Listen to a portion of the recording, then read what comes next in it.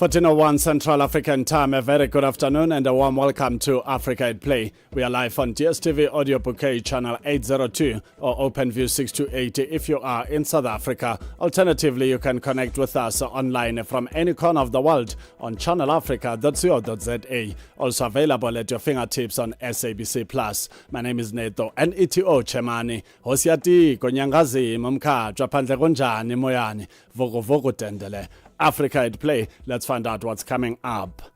Our Zambian correspondent Namuchana Likezo spoke with the producer and presenter Isaac Chipwatanga to weigh in on our topic of the day, where we're talking about the video assistant referee, AVAR, which is a match official appointed to assist the VAR in the video operation room and around the pitch. There are three AVARs, AVAR1, AVAR2, sometimes called the support video assistant referee, and AVAR3, who are assigned to different parts of the game that they are charged with and reviewing, are in consistent communication with the VAR about possible situations that might warrant further review. Most African leagues haven't yet adopted VAR, what is stopping Africa from moving with the rest of the world in technological advancement.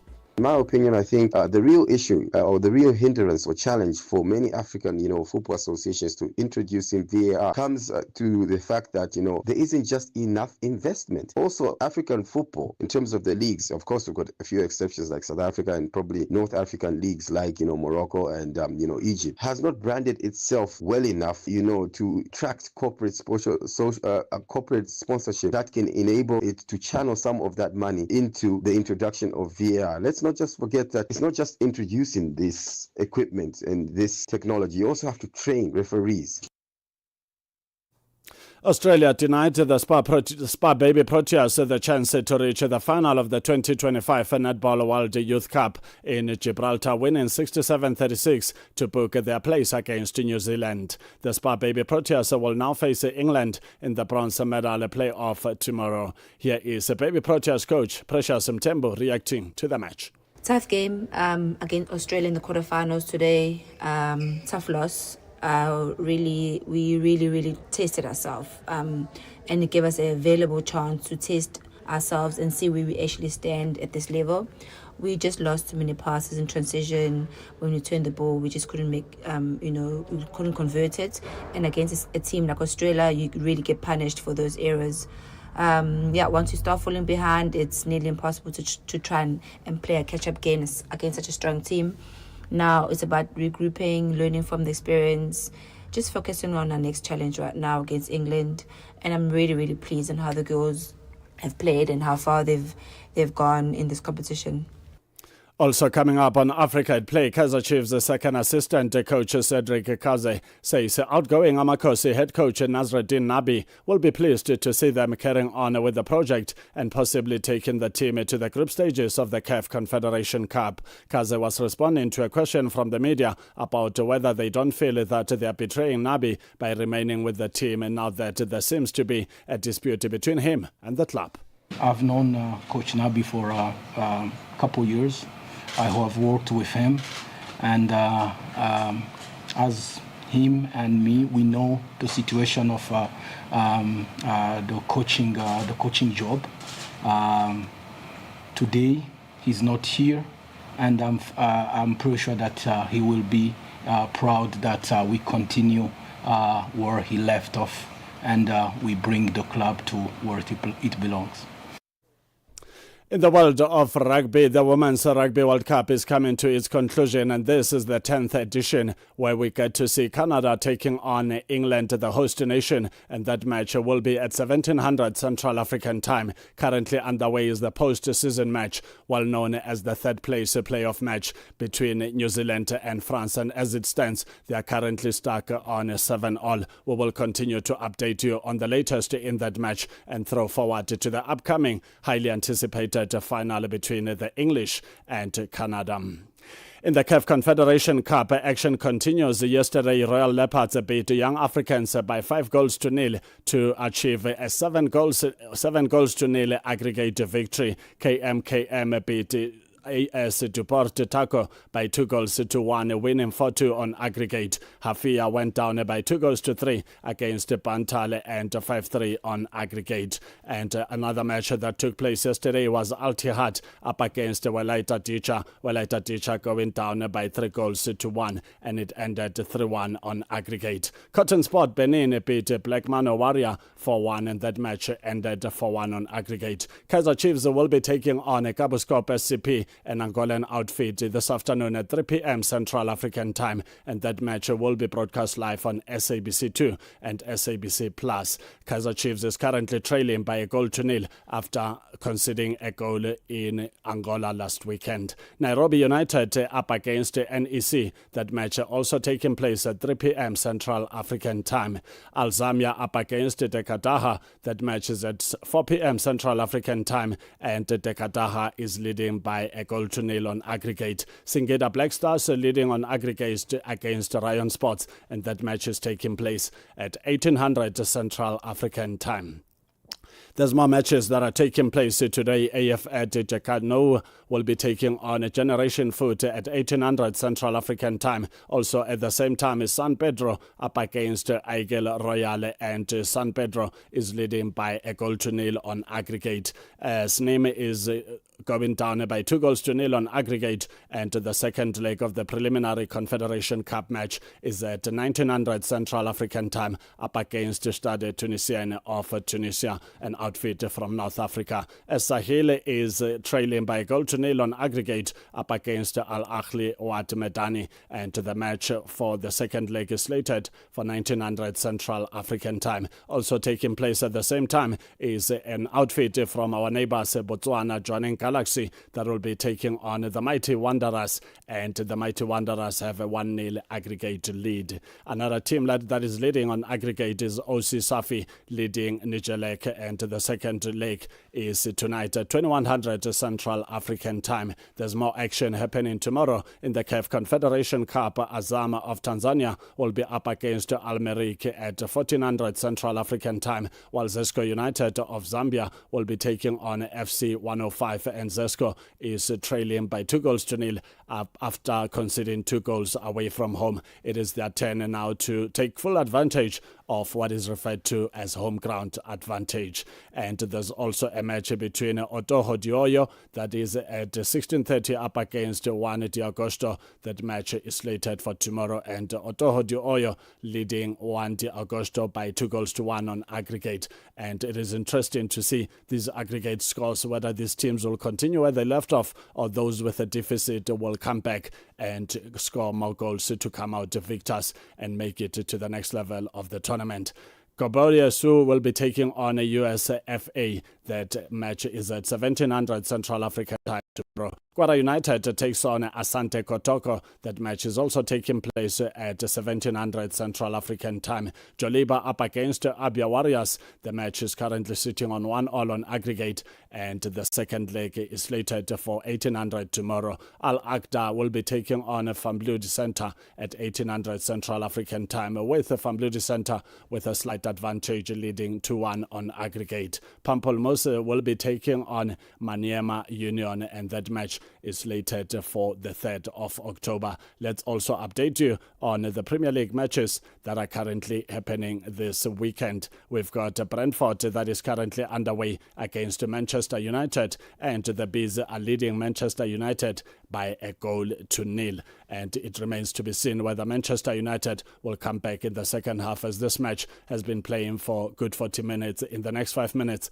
it will be going on a halftime break. Coming up at 4 p.m. is Leeds United, that Lucas Radebe from South Africa, former Kaizer Chiefs and Bafana captain, used to play for. They will be taking on AFC Bournemouth. And then Chelsea is up against Brighton at 4 p.m. Central African time, while Manchester City will be taking on Burnley also at the same time. Crystal Palace, based on the 5th position as it stands, will be taking on first place to Liverpool, current log leaders and reigning champions. Nottingham Forest, the Tricky Trees, will be up against Sunderland at 18:30 Central African time. Tottenham Hotspur up against Wolves. Tottenham Hotspur placed on the third position in the Premier League, while Wolverhampton Wanderers are right at the bottom, at the basement of the table. They've played 5 matches and they've lost all 5 of them.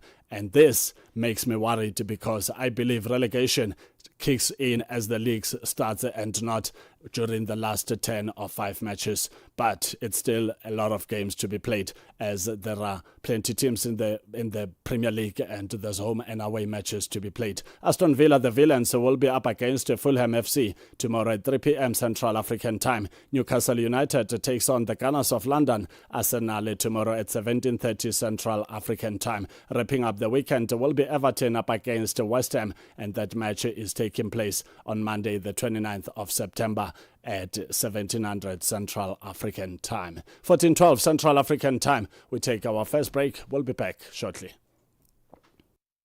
Africa. It's time to plug into the heartbeat of the continent. Tune in to Channel Africa, your go-to radio station that broadcasts in 5 different languages. L'Afrique du Sud célèbre la journée nationale du Kabla hujaitwa kwa jina la Double K or more of our forests have been destroyed. Partido Africano da Independência da Guiné. Channel Africa represents every corner of this amazing land. From Lagos to Cape Town, Nairobi to Dakar, we've got you covered with the freshest news, music, and cultures. So, turn up the volume, feel the rhythm.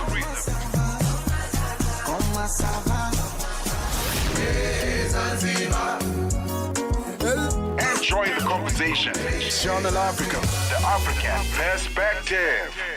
Africa at Play with Neto and ETO Chemane.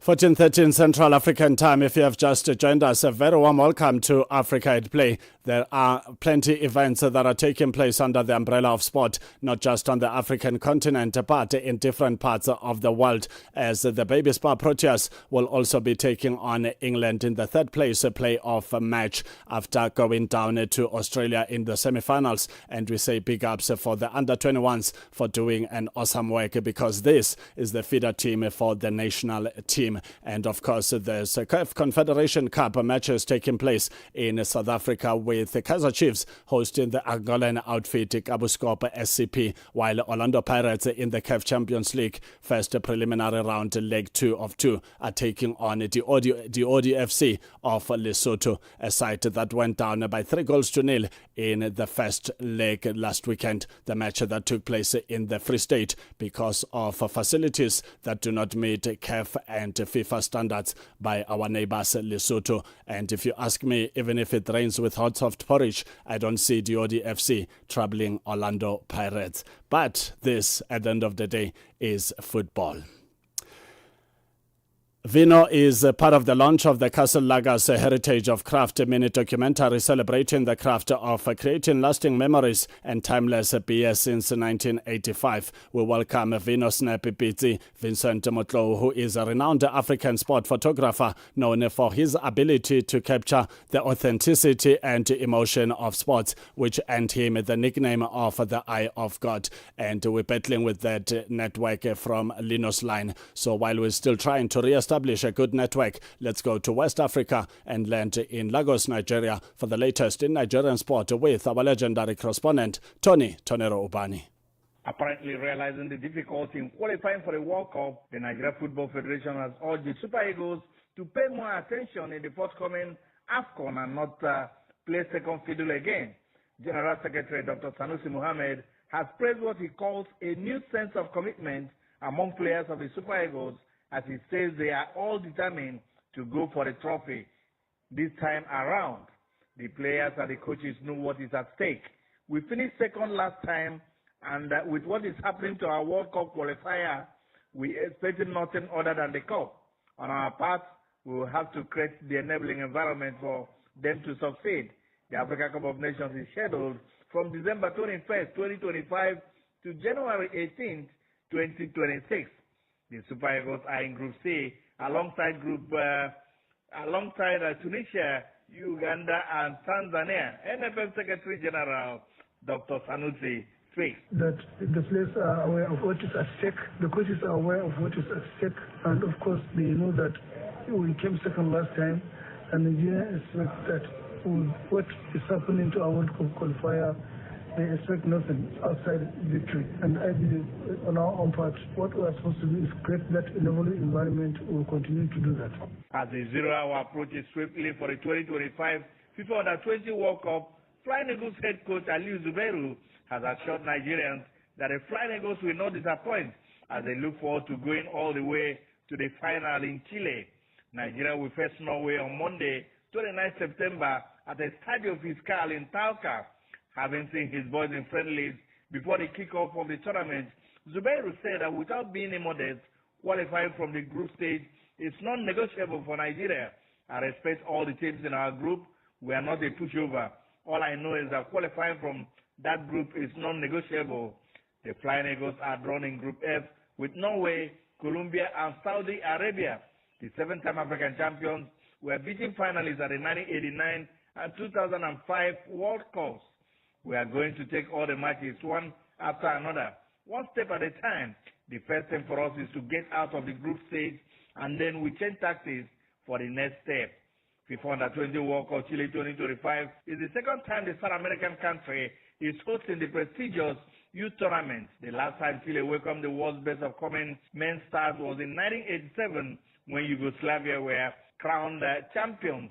We recall that the Flying Eagles, led by coach Chris Udemezi of blessed memory, put up a dismal outing at the 1987 FIFA Under-20 Championship that took place in Chile, despite having what many tagged a loaded squad of star players that included Willie Opara as captain, Lucky Agbonsebabe, John Okon, Ndoka Ubade, Lade Babalola, Adeolu Adekola, Ikpunwosa Omorege, Jonathan Akoborie, Eti Messin, Lawrence Ukegu, Victor Igunoba, Ayo Etienne, Peter Neketien, Thompson Oliha, Baba Ahmed, Nosal Sadalo, and Abiodo Adegbenro.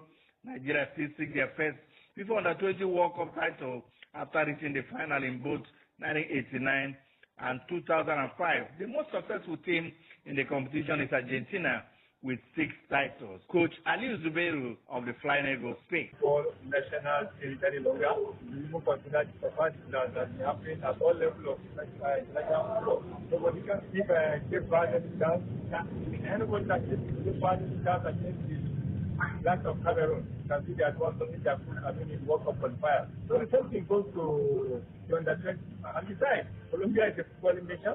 Norway is a footballing nation as well. And you can see, Colombia and Nigeria, they are growing very fast. But notwithstanding, Nigeria is not a pushover as far as football is concerned, especially at the level of Under-20. So coming out of that group, I think is a region that's tired of us now, which we are not going to negotiate. And it's non-compromisable. We definitely don't have to go for to pick one of the slots in the group to come out of the group. And that's also, Flying Eagles captain Daniel Bamaye, who is playing his second Under-20 World Cup, assured that the players are all ready to go. Captain Bamaye speaks. Privilege of accuracy depends on the context. Personally, we were doing just the opportunity to spend, to prepare ourselves, and then we got to go long. So it's time for us to go and prove ourselves, to go and show them what has been just, and go to the country. Chairman of the National Sports Commission, Malam Sheikh Diko, has confirmed that the promised presidential rewards and honors for Nigeria Super Falcons and the Tigers are in the final stages of processing. Diko revealed that relevant government agencies are currently handling the paperwork to ensure that both teams receive the benefits paid to them after their historic tournament victories. We are at the final stage of the processes, Diko said. The agencies responsible for the allocations are already doing the necessary paperwork, and very soon every player and official will get exactly what was promised.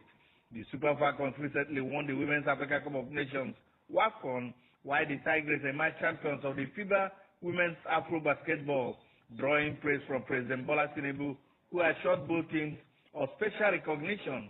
Diko explained that the government was determined to honor its word. It is important that we show appreciation to our athletes when they make the country proud, he stated. These women have brought glory to Nigeria, and the rewards are not just about money. They are about recognition and motivation for future successes. The NSC chairman said that Fulfilling such promises helps to build trust between athletes and the authorities. Once players see that their sacrifices are valued and honored, they give even more for the nation, he said. Fans and stakeholders have been eagerly awaiting news on the rewards, with many urging the government to avoid delays that have marked similar situations in the past. Diko assured that this time will be different. I can confidently say this is almost done. In a short while, the Falcons and the Tigers will be smiling, he concluded. Shehu Diko speaks. So these are the people that are entitled to this reward that you have given. This is their account numbers, and this is their addresses and what have you.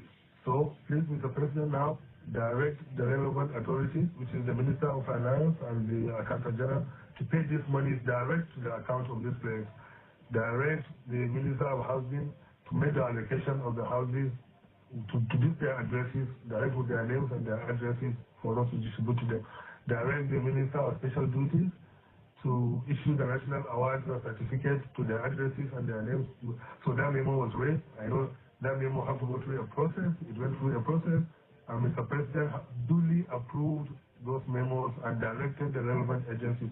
So as we speak in the final analysis, the Ministry of Finance and the Accountant General of the Federation is processing the payment. The Minister of Housing is processing the housing allocation, and the Minister of Special Duties is also processing to issue them the national award certificate. Former Super Eagles striker Victor Nosai-Gbeba has taken another look at the Nigerian national team's ongoing struggles in the 2026 FIFA World Cup qualifiers and opined that the startling conclusion is that the players are finding it hard to play against African opponents. The 1997 African Footballer of the Year considered that the Eagles players have not put in enough efforts to win crucial matches in recent months. He further pointed out that a lot of external factors must also be taken into consideration. The former hitman at AS Monaco of France and Borussia Dortmund of Germany added, being a former player, we try to be constructive and we have to be supportive. We don't really know what is happening in the camp. The ex-international striker, who is fondly called Prince of Monaco during his playing days and is now a football analyst, also charged Super Eagles coach Eric Chell to find ways of getting the best from his players and spur them to play beyond their limitations. He pointed out that something the manager should know about is disappointing because there's a lot of expectation on the team. You have this array of raw talent, wonderful players who we see play in Europe. This shows the difficulties they face in coming back home to play in Africa. In spite of that, we still have to question the mentality of these players. During my era, we knew what it took to come and play back here in Africa. He concluded, calling for improved attitude and better effort from all players in the Eagles, with a view that determination will help them overcome the challenges of playing in Africa when on duty with the national team. Ikpeba said, when our boys start charging themselves while playing for the national team of Nigeria, the results will be better because talent is not enough to win games in Africa. That's what we saw of Egypt at the last Nations Cup, as well as Morocco, who struggled though the earlier semi-finals of the global competition. That shows the difficulty of playing in Africa. Victor Ikpeba speaks. We try to be constructive, try to be supportive. We don't really know what is happening in the camp, or what is that the manager to know. It's disappointing because expectation, you have this raw talent, wonderful players. We see them playing in Europe, and just again shows the difficulty coming back home to play in Africa. You have to question the mentality of those players. It's just, it's what it is. During my era, we know what it takes to come and play back home in Africa. And when our boys start fighting themselves, playing for the national team of Nigeria, the result is better. Because talent is not enough to win games in Africa. We saw Egypt in last Nations Cup. Morocco, who got to the semi-finals of one of the global competitions, struggled. It shows the difficulty in playing Africa. Nigeria has delivered an advanced presentation to the Commonwealth Games Federation, CGF, in London, United Kingdom, to propel the nation's bid to host the centenary edition of the Commonwealth Games in 2030. The Nigerian delegation, led by Chairman of the National Sports Commission, Madam Shehu Diko, and Director General Honorable Bukola Olokpade, emphasized that the bid is an opportunity to foster a shared legacy that epitomizes the Commonwealth spirit. Nigeria presented an all-inclusive bid with focus areas such as sports excellence, arts, international cultural exchange, tapping into a booming creative economy, building a new shared Commonwealth legacy, and shaping the future of the African youth. The bid reflects the core values of Commonwealth sports: more in common, equality, humanity, and destiny. The Abuja 2030 Games are designed to bring people together through the power of sport, reaching across gender, disability, culture, ethnicity, age, and background. They will celebrate what binds the Commonwealth together, fostering solidarity while opening pathways for more people to succeed in sport. The bid also represents equality by offering Africa for the first time in 100 years the chance to host the Games. It reflects humanity by promising to transform lives and turn 1 million dreams into 1 million skills. Also embodies destiny by positioning the Centennial Games in Nigeria as a defining moment that will shape the next century of the Commonwealth through youth, skills, and inclusive growth. The delegation included bid coordinator Malam Menaisara Ilo, President of the Nigerian Olympic Committee, Engineer Habu Gumel, Minister of Arts and Culture, Hanatu Musawa, Presidential Spokesperson Sunday Dare, former Olympian and second-time Commonwealth gold medalist Mary Onyale, and current world #1 para-badminton player Eniola Bolaji. Nigeria's Abuja 2030 bid is presented as an opportunity to shape the next century of the Commonwealth through humanity, equality, and shared destiny, ensuring that Africa's youth are an important part to the future. The Nigeria Football Federation has congratulated Super Falcons and Brighton and Hove Albion of England's safe hands Chiamaka Nnadozie on her 4th place finish at this year's Ballon d'Or ceremony in Paris. Nnadozie, who has been Africa's best goalkeeper for the past 2 years, was also named goalkeeper of the tournament for this summer's Women Africa Cup of Nations finals in Morocco, where she played a key role in Nigeria's 10th triumph. We heartily congratulate Chiamaka Nnadozie on her 4th place finish in the race. It is a commendable feat given the caliber of goalkeeper she was up against. Finishing 4th is a big achievement, and we believe in her capacity to win this trophy very soon, NFF General Secretary Dr. Mohamed Sanusi said. Sanusi also gave kudos to Super Falcons head coach Justin Madugu, who also finished 4th in the Women's Coach of the Year category. Coach Madugu's feat further underscores the fact that the NFF was right to have given him the Super Falcons head coach role, which had earlier been validated with him leading the team to victory at the WAFCON in Morocco. We congratulate him on this feat and wish him victory in the awards in the coming years. Nnadozie finished 4th behind England and Chelsea FC's Hannah Hampton, who took home the trophy Yassin, named after Soviet goalkeeper Lev Yassin, Gotham FC's Anne-Catherine Berger, and Barcelona FC's Katakol. She, however, finished above Arsenal's FC Daffin Domsela in the top 5. Madugu was 4th in a race won by Sarina Wegman, who led England to the UEFA Women's Championship title, and which also included Chelsea's Soria Bonpastor, Brazil's Otto Elias, and Arsenal FC's René Slegers. Meanwhile, former Super Eagles forward Stella Mbacho has knocked the football house for not finding it worthy to confirm the Super Falcons coach Madugu as the substantive coach of the WAFCON winning team. It's a shame that the same NFF congratulating him for his Ballon d'Or exploits have not deemed it fit to make him the head coach of the Super Falcons. It's our pattern. If he were to be an expatriate, they would have confirmed him. Stella Mbacho speaks. This is our country pattern. People need to understand our country very well and the administrative way they do things. That is a pattern. I think it's the foreign one now. You see the contract we have, everything about the contract must have been done by now. But because it's an indigenous and it's indigenous coach and all the rest of them, they are neglected to do the necessary. So it's a pattern, it's a method in Nigeria here. We don't regard those of them outside here. But they're outside there. They haven't given us anything yet. My own understanding, they haven't given us anything yet.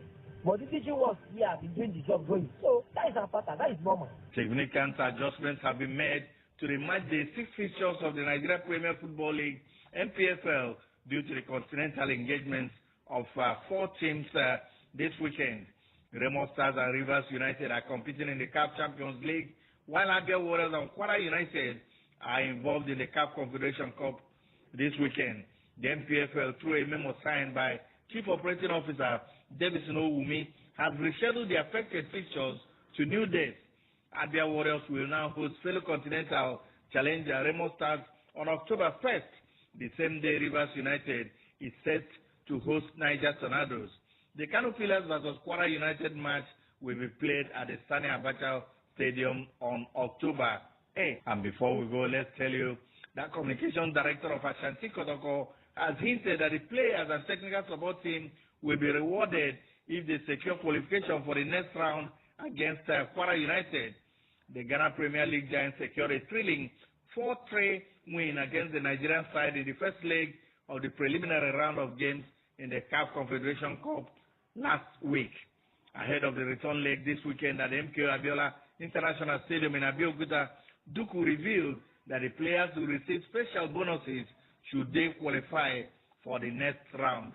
There is always a winning bonus even in the Ghana Premier League, but qualifying for the preliminary stage will add some appreciable amount of money, he said. Sapo Duku insisted that it's a non-negotiable for his side to progress to the second round. Ashanti Kotoko is ahead of Kwara United on any platform, so they should be able to account for them. The good news is that the match will be played on a neutral ground, so there is a significant advantage, for us. I assure all Kotoko fans that on Sunday, after the game, Kotoko will be eligible for the next stage, he added. Ashanti Kotoko will face Murugan side Wydad Athletic Club should they qualify for the next round. And that's the size of Sports Roundup in Nigeria. For Channel Africa Sports, Tunu Bane reporting.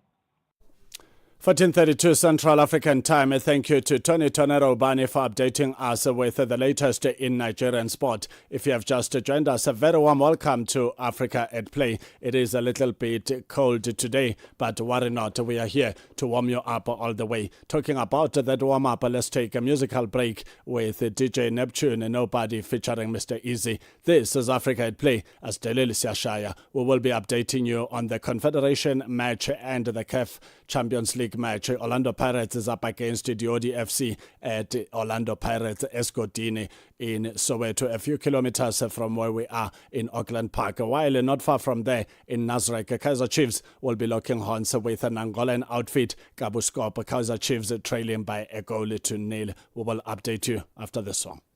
You like what we do on Channel Africa? Then follow us on our socials. Channel Africa 1 on all social pages. And get the African perspective. Africa at Play. Beautifully, happily marrying sports and music.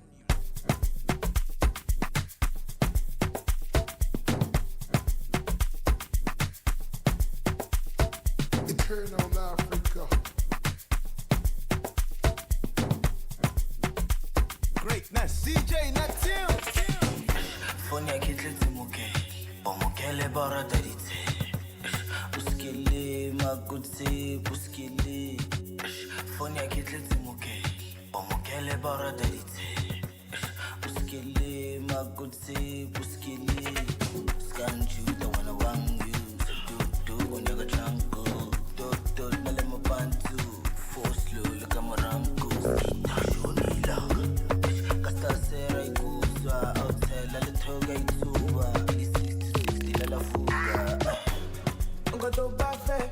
No ma get so come on your bed. Body on che. I thought no ma you the bed them don't eat do ma do. Casting go be. About to the jaw ma she. I don't wanna hear shit. I don't wanna hear say you did with another man. We about to do it. I know like time because you with another man. I don't wanna hear shit. I don't wanna hear say you did with another man. We about to do it. I know that.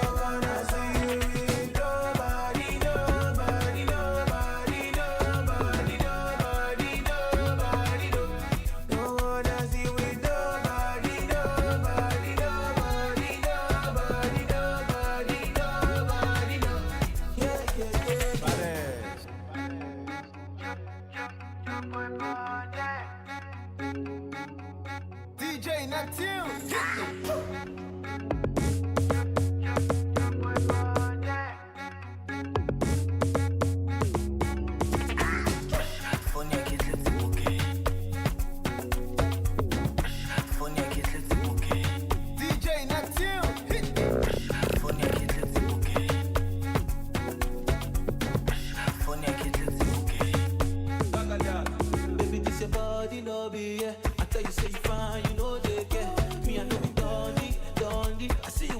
soji, soji. Anyway, me I no go get.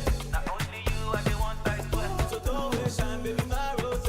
Ooh yeah, 'cause if you I want, if you are the one, oh, I go prove my love. I go risk it all. Oh. I don't wanna hear say, I don't wanna hear say you there with another man. The way your body rotates, I don't like how me body with another man. I don't wanna hear say, I don't wanna hear say you there with another man. The way your body rotates, I don't wanna see you with nobody, nobody, nobody, nobody, nobody, nobody, nobody. Don't wanna see with nobody, nobody, nobody, nobody, nobody, nobody. Yeah, yeah, yeah.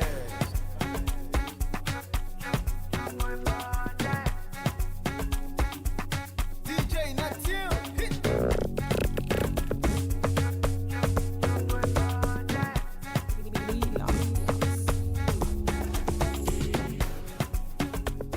14:37 Central African Time. If you have just joined us, a very warm welcome to Africa at Play, the continent's best sport and music destination. We are live every Saturday and Sunday from 2 to 5 p.m. Central African Time. Thank you for tuning in. At 3 p.m. we will be welcoming our teenager in sport who is a rugby player.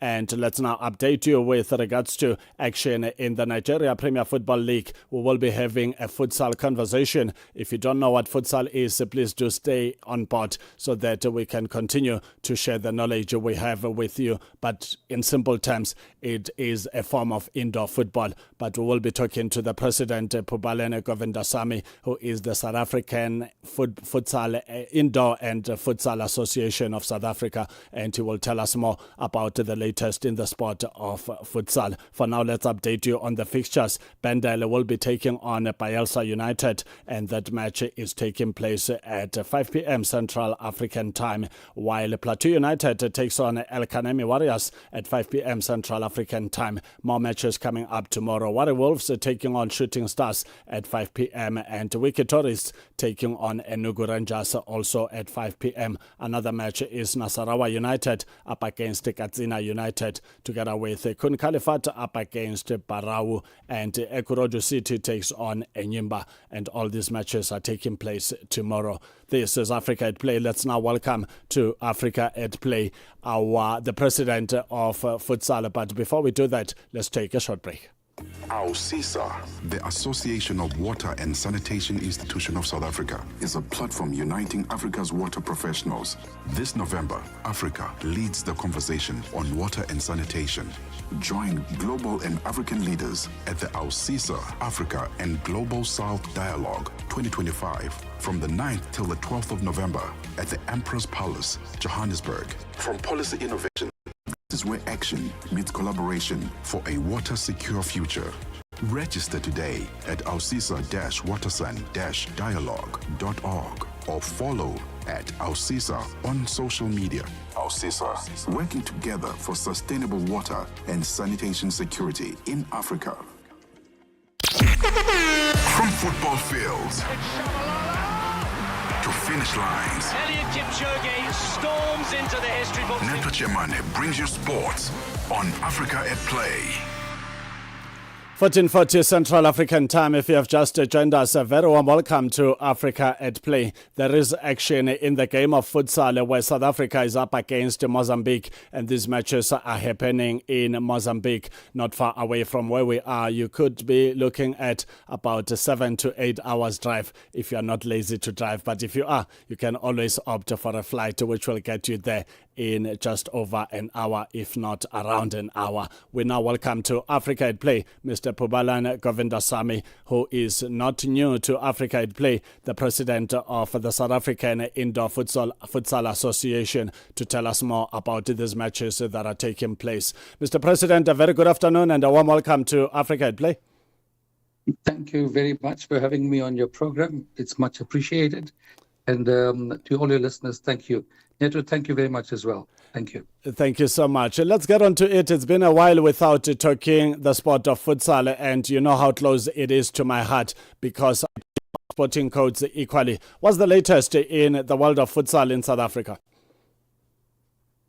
I'm glad to say that we have now started reignited the futsal program after 6 years, to be frank.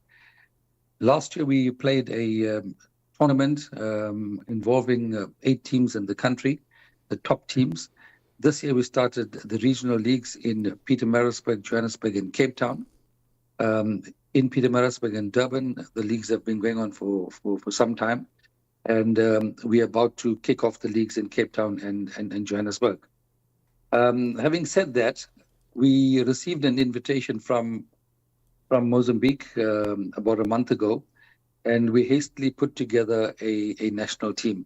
So that is the latest in terms of where we are in South Africa with regard to futsal.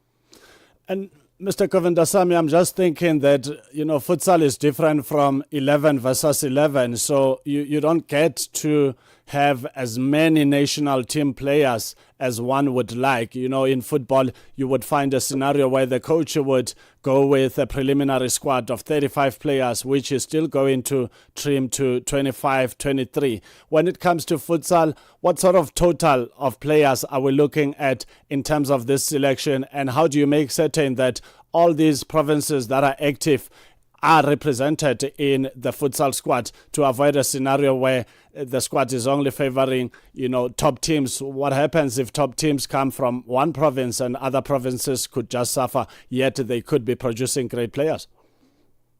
Yeah, I think that's an absolutely good question. It's like this. If you want a bus ride and not for free, then you got to buy your ticket. And in football, in sport, all over the world, if you want to play organized association football or five-a-side futsal under the association like we do under SAFA, your ticket for that bus ride is to affiliate to the structured organization, not to a rebel league, not to leagues that are outside of SAFA, but within the SAFA structures. So having said that, people who feel that they have been left out are not affiliates of ours. They have undertaken to join the association. We gave them since May to do so.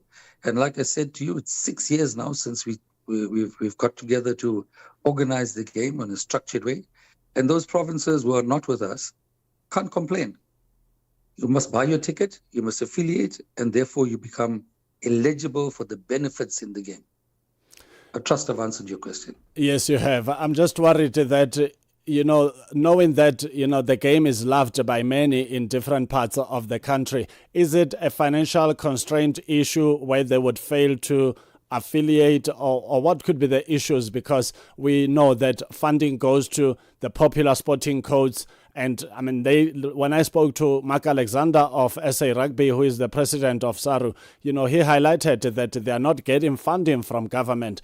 And for some time, one thought that, rugby is sorted because of how decorated the structure is. But they're relying on, television rights, broadcasting rights, sponsorships, and all of that. And I'm just trying to break down a realistic picture for futsal in South Africa. Is it a scenario where when you go to sponsors as the mother body, you will be listened to, versus if, let's say, Western Cape or Mpumalanga goes to sponsors and people start thinking it does not carry weight when it comes to the return on investment? Your thoughts? I think the question has a varied answer. When you talk about rugby and cricket in South Africa, these are classical sports that have been widely sponsored by big business up to today.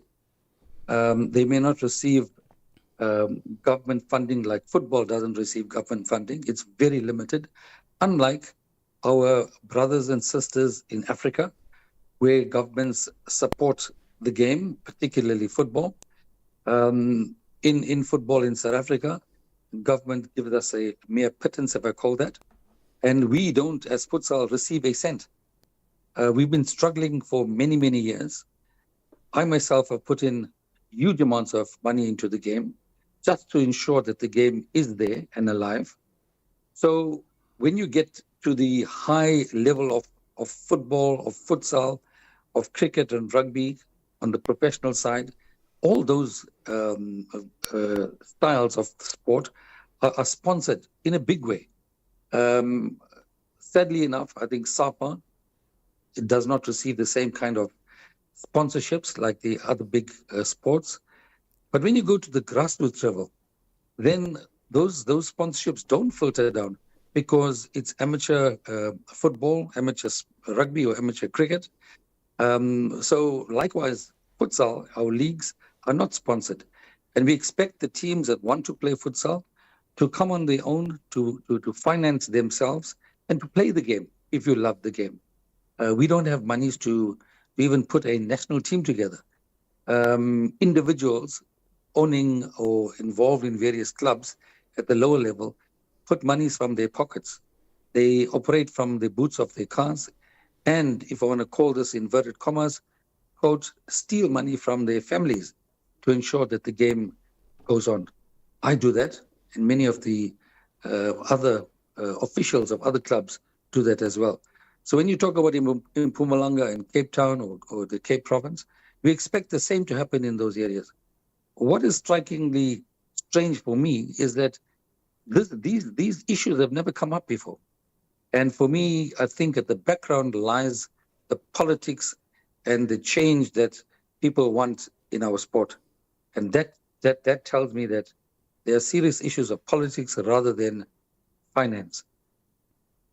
Thank you. And in sport, Mr. President, sport should be a harmonious ground because it's all about coming together for a good cause. But unfortunately, at times you witness more politics in sport than the actual politics. But we are not here for the politics. We are here for the development of the sport, because football only 11 versus 11 is not enough to carry the hopes of young South Africans. But at least if you have futsal, if you have indoor soccer or indoor football, and you have beach soccer, it opens up the industry. And the more participation we can experience, the better, because in that way, these youngsters will be saved from wrong destinations like drug abuse, substance abuse, and stuff like that. Thank you so much for joining us on Africa at Play. Please do stay on the line as we also welcome Quentin Alice, who is the former national futsal coach based in Western Cape. Coach Alice, a very good afternoon and a warm welcome to Africa at Play. Good afternoon, Jonathan. Thank you for having me on your show. Good afternoon. Yes, thank you so much for joining us. Coach, please paint a picture for us. What is the status quo in Western Cape when it comes to futsal? So, Western Cape is one of the provinces that's always been faithful towards futsal. I'm in the game for 32 years. Started back with extra soccer, and we still keep going, developing the game on the junior structures, senior structures. So we love the game, and we love growing the game. Are you affiliated with the National League? I was affiliated, but apparently my membership has been withdrawn now. Was there a reason for that withdrawal? Because I just questioned the fact of a national team coming from one province. One province being which province out of 9? KZN. And you've got evidence to this to say all these players are coming from KZN? Yeah, they're all from KZN and Maritzburg. We've got Quentin Alice, who is the former national futsal coach, and we also have the president of the mother body of futsal, Mr. Govindasamy, also known as Mr. Pubi. Mr. Pubi, your thoughts on the team most players coming from one province being KZN? How true is that? And what could be the cause for that?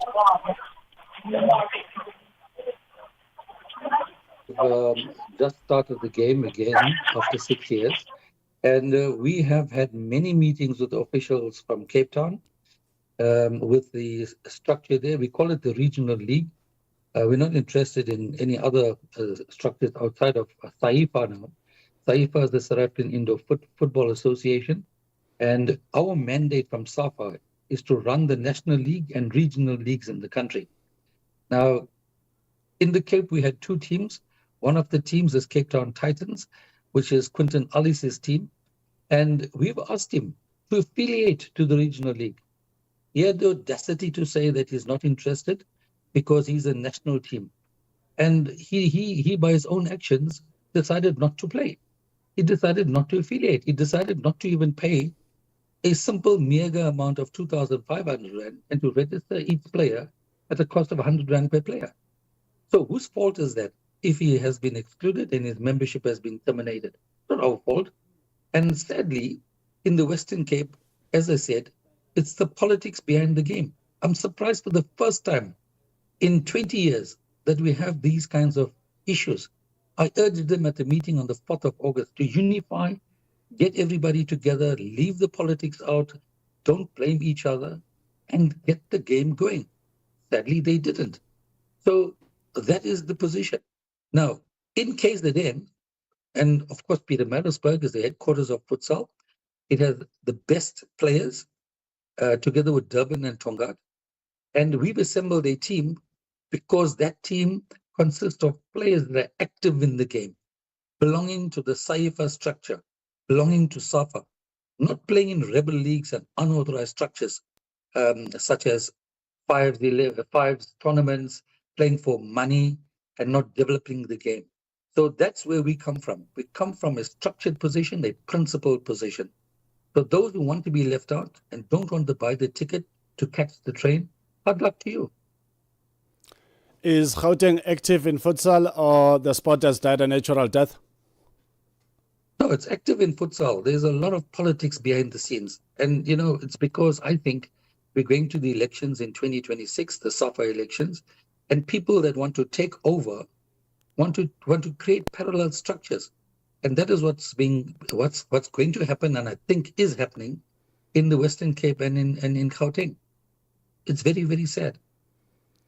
What's on the table, Mr. President, as an effort to address these issues? Because I believe that, we are all civilized citizens of this country, although we can never agree on everything. But there's nothing wrong with coming to the boardroom for a good cause, differ as we want to, but walk away with peace, walk away with a clear direction in terms of way forward of growing the sport of futsal, so that we do not have a scenario where other people will be feeling left out because of politics of the game, when the game is no longer a winner, because the game at the end of the day has to be the winner. Absolutely, the game has to be the winner. That is why I preach unity at all times. Get on board, join the legal structures, and then you reap the benefits. If you want to play politics, you want to start making stories when there are no stories, then you yourself will be left out. If you want to be a black sheep in the family, well and good to you. But we want to run futsal in the country on a structured basis under the auspices of the South African Football Association, under CAF and under FIFA. Let's get a final reaction from Quinton Alice, former national team coach. Goodbye to the president. Coach Quinton, you've heard what the president had to say. Your thoughts moving forward to get way forward to this situation, so that we do not have unnecessary politics in sport, but we can have sport prevailing and sport taking clear decisions that are working for everyone across South Africa, all different 9 provinces. I would just like to say first, I want to bring some context on what the president just said. And the context is that I'm an NFL status. So I have a franchise. The league is not controlled by me. The league is controlled by a body called FAC. They failed to start the league, and due to that, all of a sudden, the Western Cape people were excluded. So I just need to clarify that, number one. Number two is, the game is beautiful. I love this game. That is why I'm in the game for 32 years. But it cannot continue with it just being controlled all the time, and we get expelled and we get kicked out for no reason. The truth must come out eventually, and it's not politics. I'm not in politics. I'm here for the love of this game. That is why I'm sitting here and having this discussion with you. It's not politics. It's that the structures must be run properly, and the people that's supposed to do what they need to do must run the leagues. Don't blame other people and exclude players, because we work hard to keep our players in the game. We're fighting all the time, and then our players get excluded from a national team, which shouldn't belong in the first place to SAIFA. It belongs to SAFA. That's where it belongs. So the elections must be fair. It mustn't be subjected to being good standing, booking your tickets. It should be who's been playing the game for years. We've been playing for the game for years in the Western Cape. And then we get excluded. It's not fair. It is an issue indeed that needs all involved parties to come together and find a way forward. Mr. President, what's going to be a way forward so that this issue can be resolved and other provinces that feel left out can be part of the game and all challenges can be addressed? It's a simple, very simple issue. You can be involved in 30 years, but in your last couple of years, if you don't want to affiliate annually to the league, don't blame FACT. FACT is not what we are concerned about. We are concerned about our regional leagues in the country. FACT is another association affiliated to the SAFA structure, Cape Town, the Western Cape, SAFA region in that area. It has a role to play, but we are talking about our league, our regional league, that's run by the National Association, the South African Indoor Football Association. Affiliate to that structure, pay your affiliation fee and become a member, and then you'll receive the benefits. The other thing that we need to say, and particularly this goes to the Johannesburg people, don't play in rebel structures. Don't play in structures outside of SAFA. That's not what we're involved in. We want to grow the game on a unified basis, embracing every South African on a non-racial basis. Quinton Alice must make a decision. He must decide where he wants to stand, become part of SAFA again, and he'll be welcome. His players will be welcome to do that as well. So nobody is excluded. We want to unify every person under the banner of the South African Indoor Football Association and SAFA. Just one other thing, just for Quinton's edification. He is a national team coach. He knows that this team that is in Mozambique at the moment, it's not a SAFA team. It's a SAFA team. We wear the SAFA jerseys. SAFA paid our trip to be on to come here. Everything is spent by SAFA, not by SAIFA. We don't have a national team. The national team belongs to the South African Football Association. It gives us all the support that we require. But again, it will listen to SAIFA because SAIFA produces the players, like the PSL produces players for the Bafana team. PSL doesn't claim to have Bafana as its national asset. That asset belongs to the country and to SAFA. The same with the futsal national team. It belongs to SAFA and the country. So I don't know. Quinton is very confused. Thank you for the update, Mr. President. We've run out of time. Before I let you go, how did it go in the international friendly against Mozambique yesterday? And what can we expect in the second match taking place today? Yeah, I think it has been an eye-opener for us. Mozambique has started a new process of engaging with new players. We have done so as well because, after 6 years, this is our first international. In the first half of the game, we were leading 1-0. There were 3 goals scored in the second half in 3 minutes. We were leading 2-1, I think, in the second minute of the second half. Mozambique came back strongly and equalized. And then, of course, after that, it seemed that our players lost the plot because of tiredness. They were pressing too much rather than defending. And I hope today will be a different story. But that's the game of futsal. A beautiful game, one of the best games of futsal, even in terms of Mozambican officials and spectators and players who said so to us. And hopefully tonight we'll see another fascinating and exciting game of futsal. And I'm hoping that there will be a reversal of the score, 5-2 in favor of South Africa. Thank you. President of SAIFA, South African Indoor Football Association, under the umbrella of the mother body of football in South Africa, SAFA. That is Mr. Pubalene Govindasamy talking to us all the way from Mozambique as they are honoring the international friendlies against our neighbors, Mozambique. Mr. President, thank you so much, and I'm looking forward to a roundtable conversation with other provinces so that the game of futsal can be the decider and the game can grow further. Yes, thank you, Neto. Thank you. 1500 Central African time. Let's also say goodbye to Coach Quinton Alice, who is not so impressed with the current situation, and one is hoping that they can go back to the boardroom or a meeting room and have a gentleman's conversation to fix all these challenges around the sport of futsal. Your parting shot, Coach?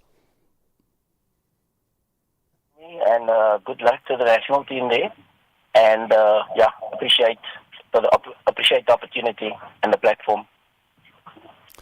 Thank you so much, Coach. 15:01 Central African Time. And that's how we wrap up the first hour, where we got to speak to Coach Quinton Alice, who is a veteran when it comes to the sport of futsal. If you don't know what futsal is, just look at indoor football. Then you've got your answer right there, because the game is played in a similar manner. Just a few slight differences here and there, but it is an indoor football kind of a setup. We also got to speak to the president, Pupalene Govindasamy, who is the South African Indoor Football Association president, and this structure is under the mother body of football, SAFA. And we also got to hear from Tony Robani updating us with the latest in Nigerian sport. The match between Orlando Pirates and Diodi FC has just kicked on, and it's now 2 minutes of the match, still 0-0 with Orlando Pirates leading 3-0. We will be talking to our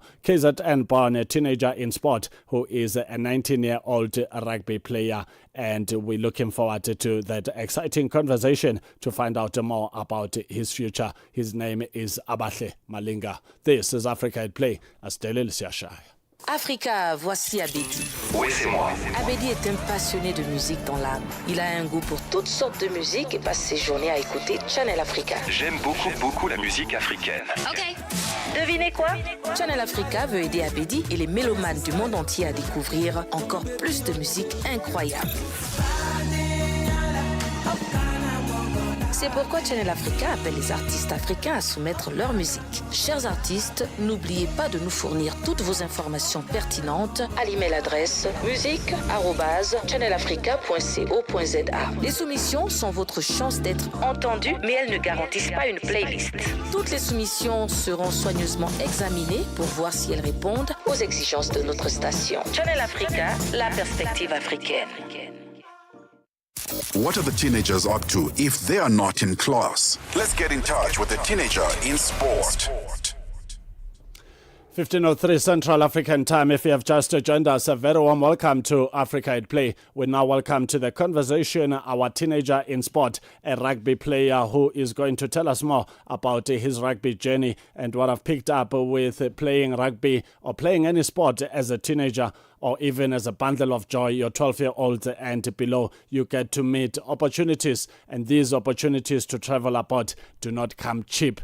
And I'm thinking that Abahle has a similar story of an opportunity to go and play or polish up his skills in rugby somewhere else, but funds always a problem. Abahle Malinga, very good afternoon and a warm welcome to Africa at Play. It's good afternoon, sir. Thank you so much for joining us. When did you meet rugby? It all started in 2012. That's where, but the love and the drive for it started in 2019. 2019, yes. And you're still at it? And I'm still at it. Well, what position do you play in? I'm a fullback. But I'm a versatile backline player, meaning I can play every position on the backline. How important is it to be a versatile player? Although you are a versatile player in the backline, but I mean, there's other opportunities that you can explore to later on in life. But the fact that you are a versatile player in the backline setup speaks volume already. Is the importance of being able to play each and every position. It means that for the coach, actually, it's a plus for the coach, you know, meaning he can trust you in any position that he can put you in because he knows that you're gonna do the job. You see, so yeah, that's the nice thing about being able to play each and every position. And as you are currently playing as a versatile player in backline, what are some of the dreams that you have in as far as the sport of rugby is concerned? Because you are 19 today. Are you 19 for the rest of the year or turning 20 later in the year? 20 later on in the year. When is that? November 5th. You see, so you turn in 20 in November, and I'm thinking you must be chasing that professional contract. What are some of your plans? Some of my plans, this comes with, it includes this trip for Georgia, actually, hey, because I'm going there with a mission. I'm not going there to come back and share the story of, hey, it was so nice, yeah, and then, yeah, just continue playing for club rugby. So I think this is a good opportunity because I do believe that there is someone out there looking for me as I actually want to further my career and maybe be an exchange student that side, you see. So I did some, I know that there's a few universities that side that might like to offer like scholarships, sports scholarships.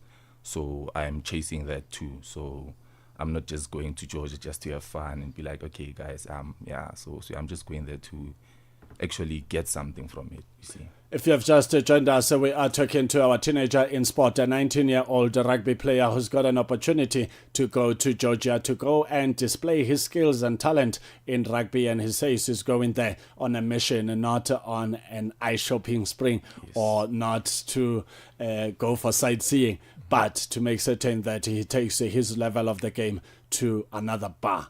Let's talk about Georgia. You live in South Africa, a country that has produced 4-time world rugby champions, and you're heading for Georgia for opportunities. How does that work?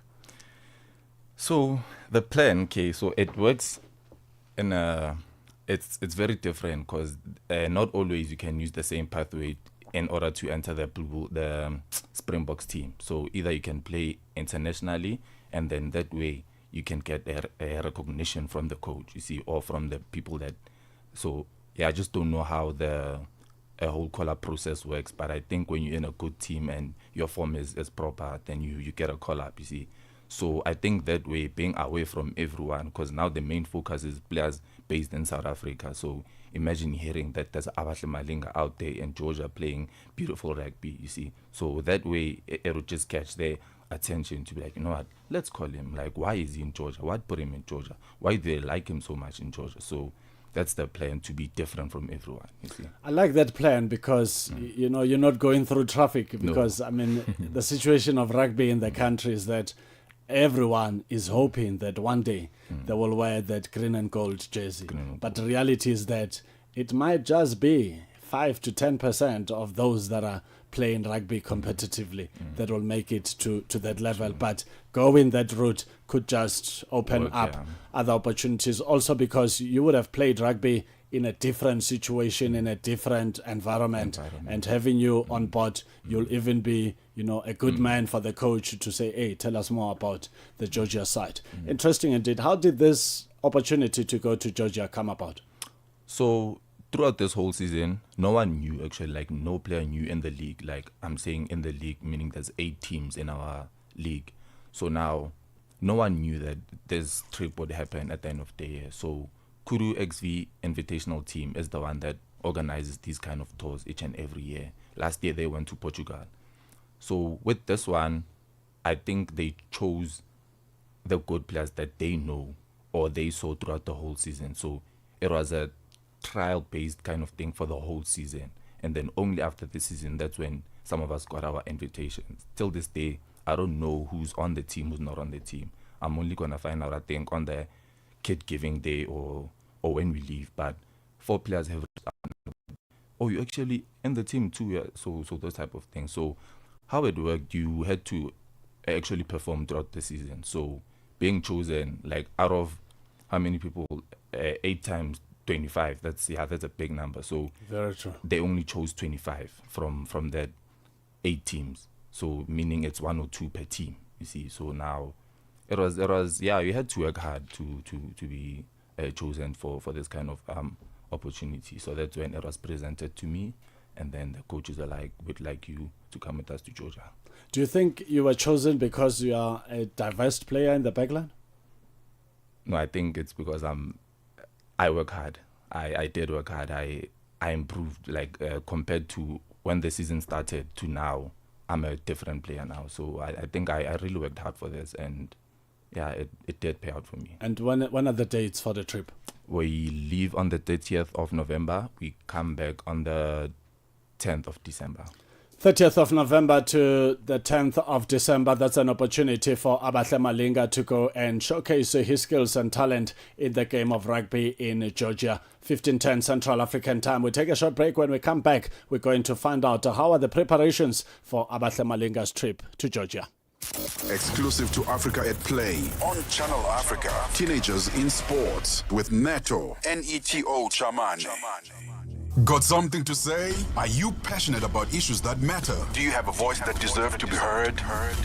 Well, we've got the perfect platform for you. Call in or drop us a WhatsApp on +27 63 406 9126 and we will call you back so you could have your say and be part of the conversation. 30 years of age. I just turned 30 on the 15th of November. So yeah, that's who I am, you know.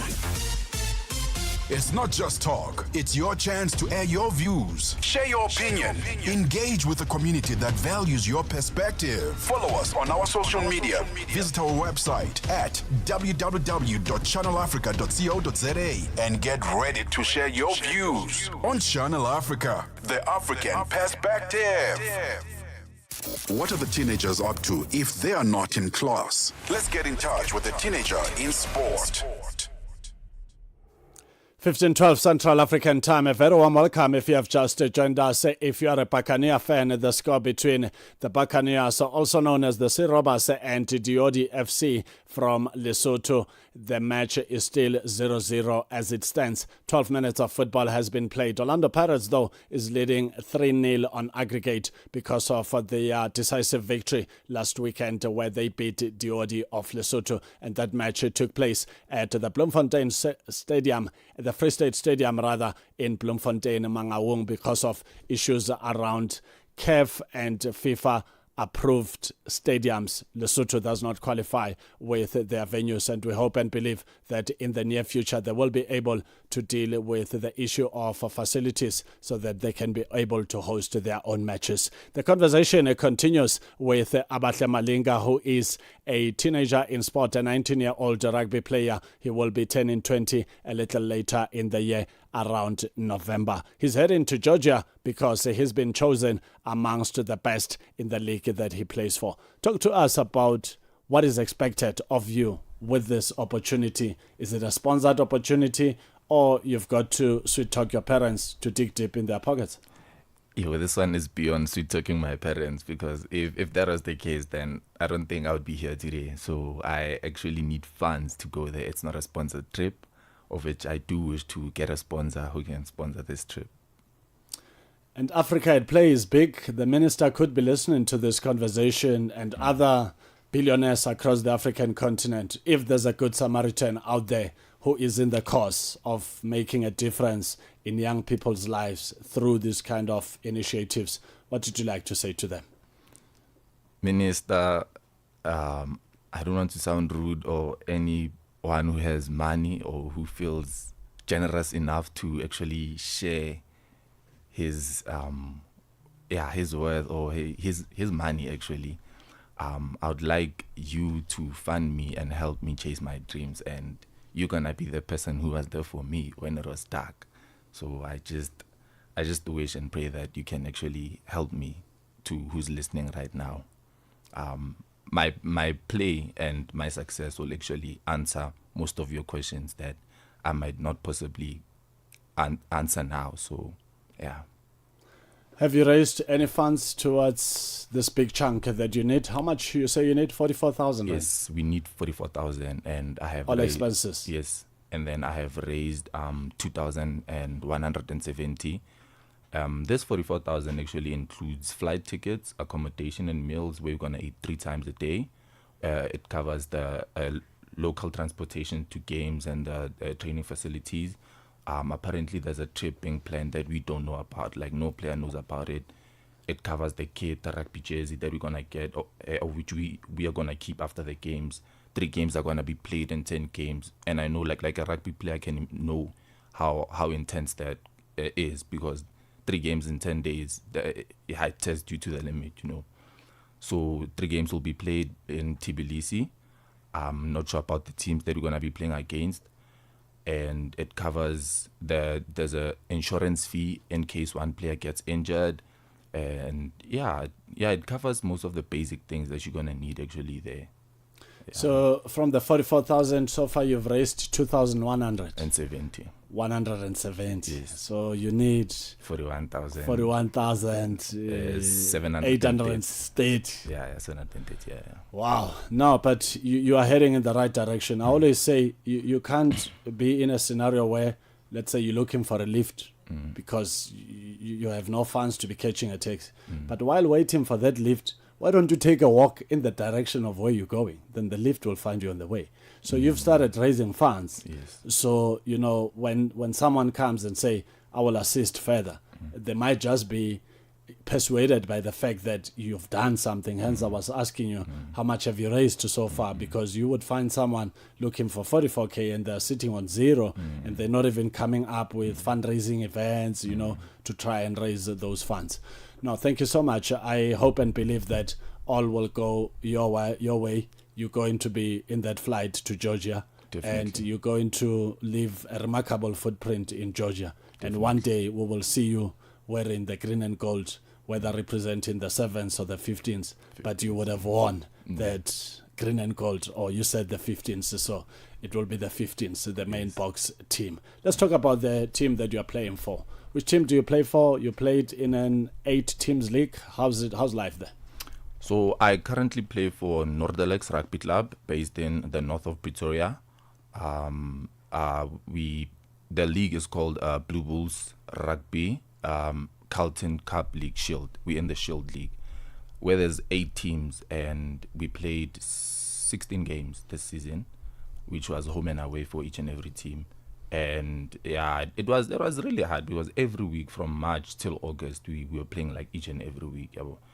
So yeah, it was hard. It was hard and nice. I would lie. It was a building experience as there was a senior team with us, and I got a chance to actually be called up to play in the senior team. So I played 2 games every week. I played for my age mates and for the seniors. So I played on Fridays and Saturdays. So you can imagine how many games I played this season, over 30 games. Incredible indeed. Out of over 30 games that you've played this season, any special game where you felt like, no man, Mr. Malinga had a good day on the pitch?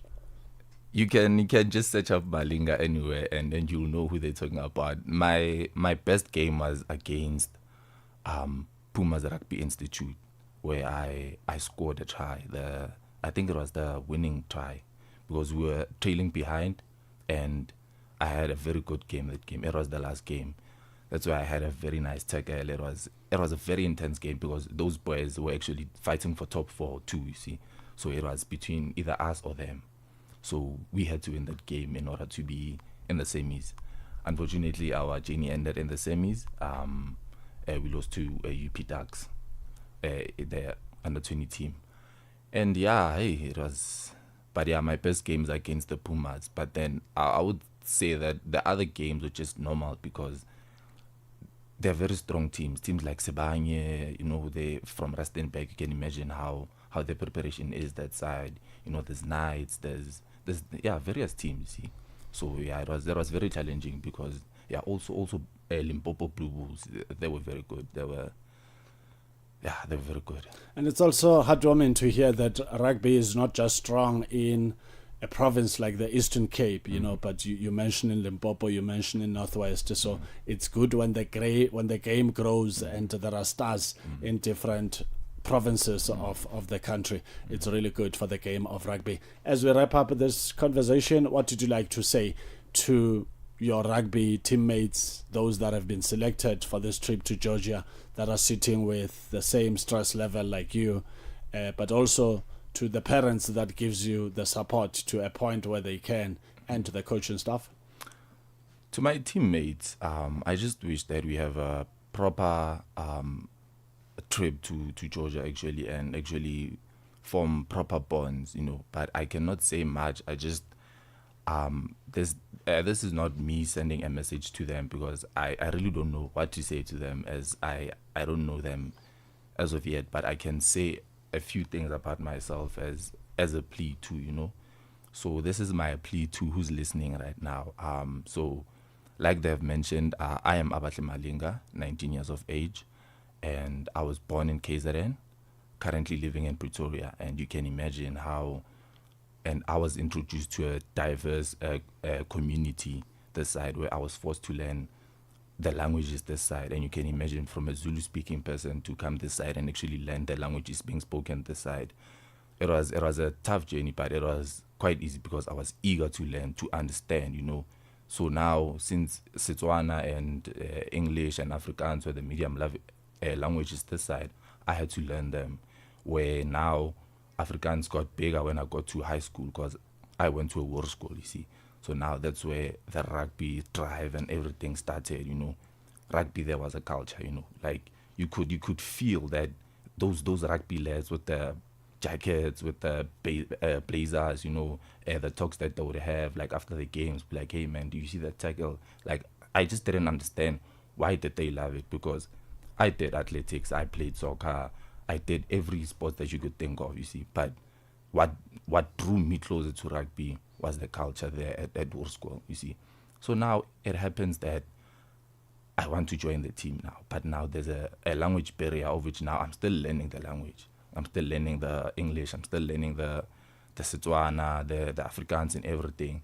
And then it got to a point where I actually learned them. Now I can understand my teammates. Now the bond is stronger because we understand each other. And you also perform better. And I perform better. So now they talk to me because now they know that I can do something on the team. I can add some value, you see. So that's our Malinga. He adds value to the teams. He's energetic. He's there. He's there for anything. I'm up for the challenge, you see. Amazing. Thank you so much for pulling through to Africa at Play. All the best moving forward. Keep going with belief. Never give up, because life is not for the weak. You've got to be strong. True. And you've got to believe that good times will come, and indeed they will come. Yes, thank you. Thank you so much. That's how we wrap up our conversation with our teenager in sport, a 19-year-old rugby player, Abahle Malinga, originally from KZN, but lately, ubua le Setswana, an Afrikaans brat, and he speaks fluent English. So you see the joy of being multilingual. We take a short break. When we come back, all things Africa at Play continues. Orlando Pirates up against Diodi, still 0-0. We'll cross to the live match after this short break.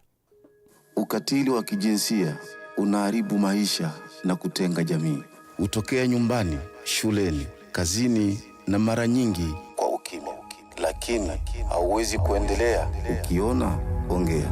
Ikiwa unaumia, funguka, kwa sababu kutofanya lolote sio chaguo.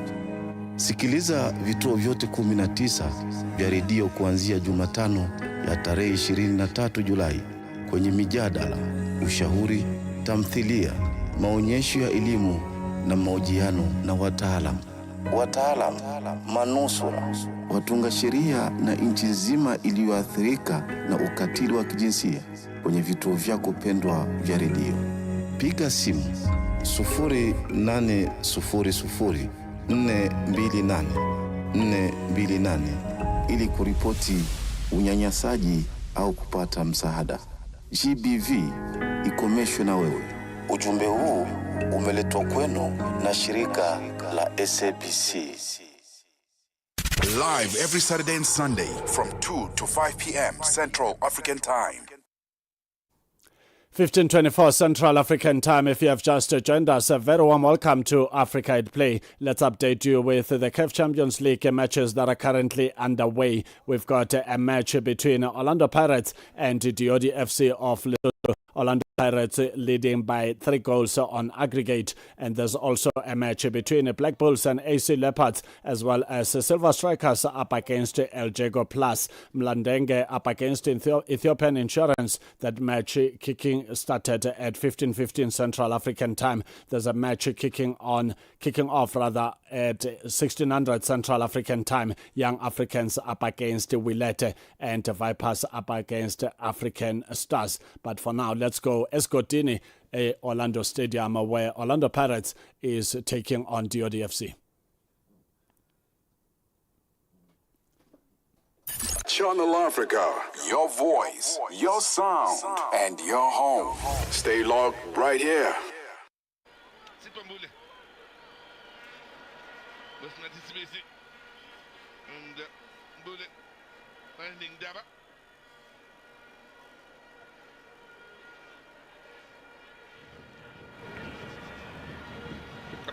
Lucian into what was a good piece of anticipation then from Boshori. And it's Boshori again, combining with Taban Klaas.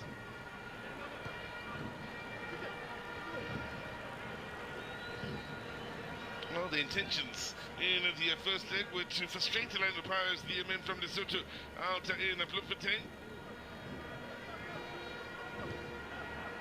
were able to do so for the most part in the first half, and well, in the second half, Paris got the early goal in, and that really opened things up for them. Very good start to the game for Ngosikona Ndaba in that left back position. Siama to Sibilibili. Apollos on the upper up here on this near side. Bule. Had one of the better chances for Orlando Pirates in this match. Sipon Bule.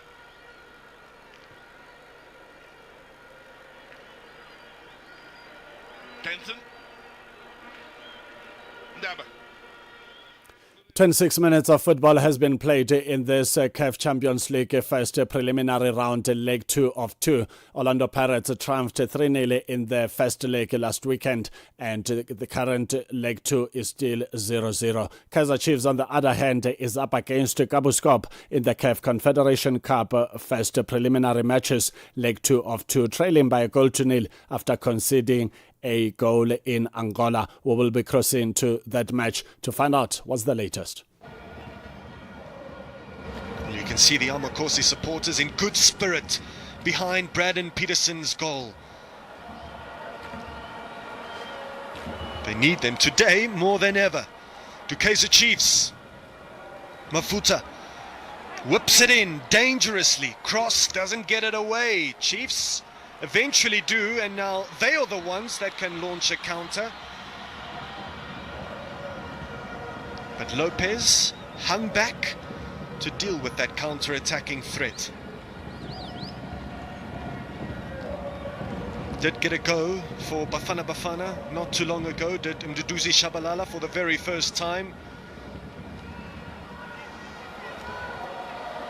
Needs confidence. He needs a goal. And if Kabuskop were to score, that would really shake things up. Remember, the away goal rule still very much applies in African continental football, in CAF competitions.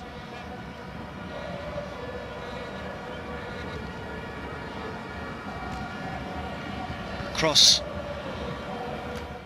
29 minutes of football has been played at the FNB Stadium, the iconic venue that hosted the opening and the closing match of the FIFA World Cup in 2010. I can't believe how rapid time flies. I remember those moments vividly, but here we are, more than a decade later, still standing. Kabuskop up against Kaizer Chiefs. Kaizer Chiefs still trailing by an away goal rule that was scored. Actually, a goal that was scored by Kabuskop in their own backyard, and Kaizer Chiefs is still looking for an equalizer. We will continue to update you on all these matches. Nairobi United 2-2 on aggregate up against NEC, and Alzamia up against Dekadaha. That match is taking place at 4 p.m. Central African time. Dekadaha leading by a goal to nil on aggregate. Singida Black Stars up against Rayon Sports at 1800 Central African time. Singida leading by a goal to nil on aggregate. 1-1 on aggregate is Afat Jekano up against Generation Foot. That match is at 1800 Central African time. San Pedro takes on Aigel Royal at 1800 Central African time, and San Pedro is leading by a goal to nil on aggregate. Sneem is going down by 2 goals to nil against Stade Tunisien. Leg 2 is at 1900 Central African time. Another match happening at the same time is Es Sahil up against Al Ahly Wad Medani at 1900 Central African time, while Jwaneng Galaxy of Lesotho, of Botswana rather, will be taking on the Mighty Wanderers at 1900 Central African time. Let's go to the dance floor. We'll be back shortly. Africa at Play with Neto, N-E-T-O, Chemane.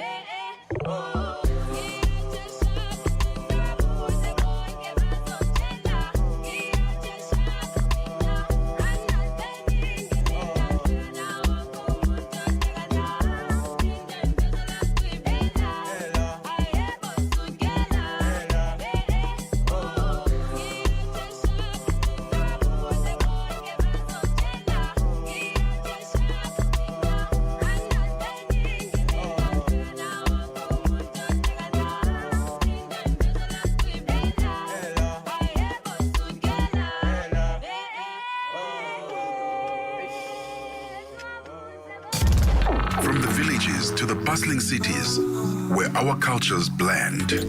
Channel Africa, the African perspective.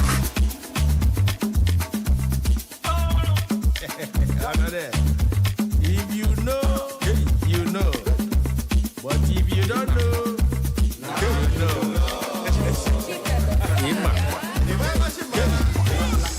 Now you know. Now you know.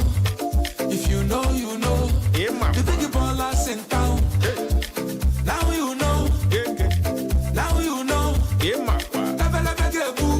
Forget what I know them, yes. How much is money? It's nothing. Ballin'. Alapa. Premium or nothing. And them or nothing. Now you know. Now you know. Now you know. Now you know. Forget what I know them, yes.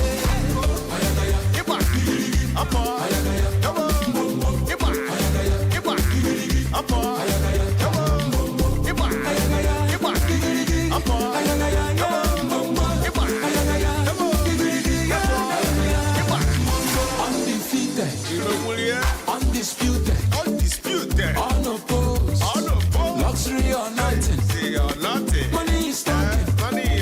money is talking, blessings on blessings, forget what I know them, yes. Agbabola, how much is money? It's nothing. Ballin', premium or nothing, And them or nothing. now you know, now you know, now you know, Now you know. Better forget what I know them,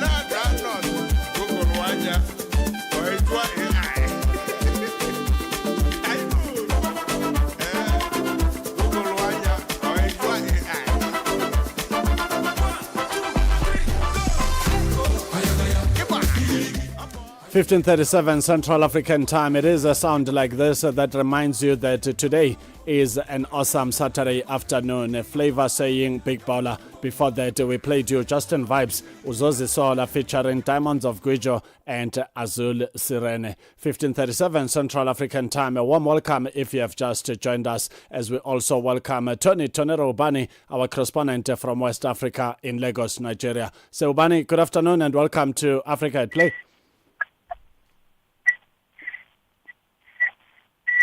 Good afternoon, Naito. Good afternoon. Thank you so much, my good sir, for joining us. Let's talk about the CAF Champions League. Exciting times are here. Not only there is rivalry between South Africa and Nigeria, referring to the Super Eagles and Bafana, but you witness this rivalry whenever there is a Nigerian team playing against a South African team, and this rivalry will continue to grow, which is good for the game of football. Remo Stars advancing to face Mamelodi Sundowns after CAF Champions League triumph. Tell us more. Yes, absolutely, Neto, and the rivalry will continue. And I think it's a very good rivalry that shows also the development of football in Africa. Because as I think Remo Stars, they have still their passage into the second preliminary round of the CAF Champions League after edging Kumuru, the US Limaju 1-0 in Abeokuta. Completing an emphatic 5-0 aggregate victory. Forward Alex Olowa struck the decisive goal in the 74th minute, converting from the penalty spot to settle the return leg at the MK Abiola International Stadium with a 4-goal cushion from the first leg, courtesy of strikes from Lamin, Delio, Ebuka Anthony, Adams Goita, and Sheung Olasupo to Daniel Ogumodede's side approach the second leg tie with composure and tactical discipline.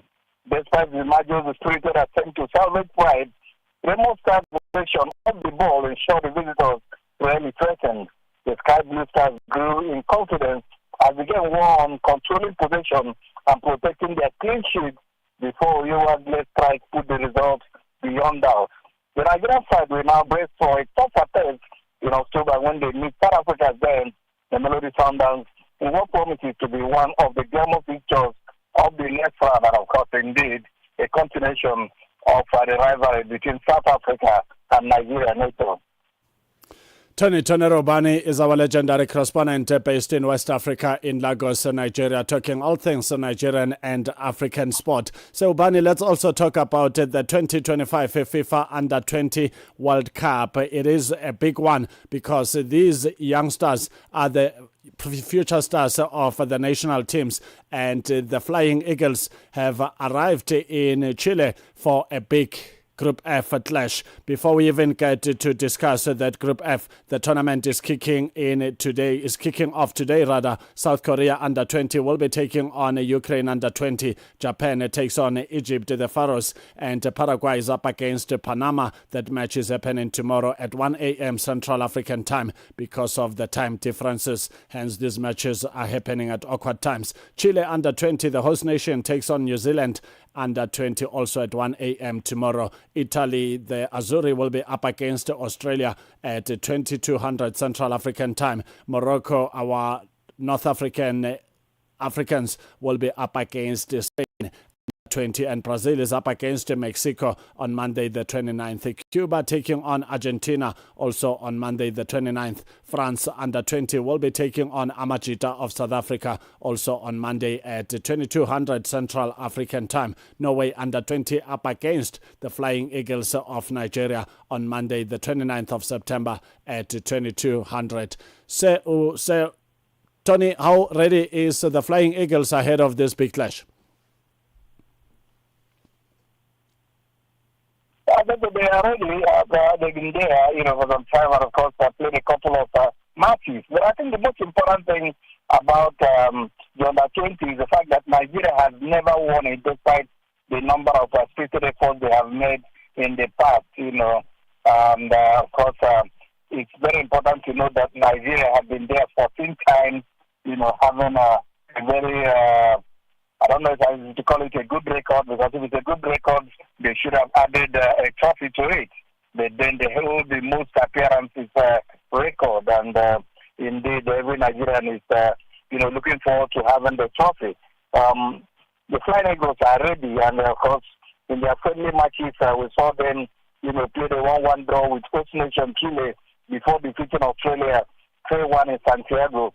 And of course, like you said, Nigeria opened their campaign for honors in this year's edition with a game against Norway on Monday at the Stadio Fiscal de Talca, before other games against Saudi Arabia and Colombia. And, their coach, has said that the most important thing is just taking the matches one after the other, but that he also saw that some of these boys are really very, very confident, having trained and, gotten used to the weather. So everybody said that they would do well, and indeed, if they finally, hit this feat of becoming the first Nigerian to win, I think that Nigerians will indeed welcome them as they write their names in gold. But I think the most, the team that almost everybody, will not forget in a hurry is the 1987 set. Of course, I had Willie Opara that was made there, played his football in South Africa as the captain, and of course, they were beating black and blue anyhow. But as it is now, NATO, everybody is hoping that this current team, will do the impossible of becoming the first Nigerian side, to win the Under-20 World Cup.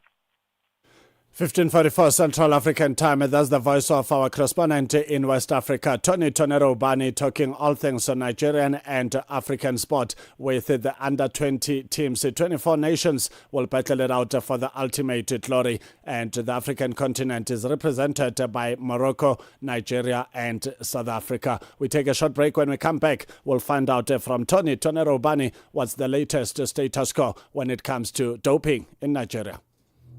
Got something to say? Are you passionate about issues that matter? Do you have a voice that deserves to be heard?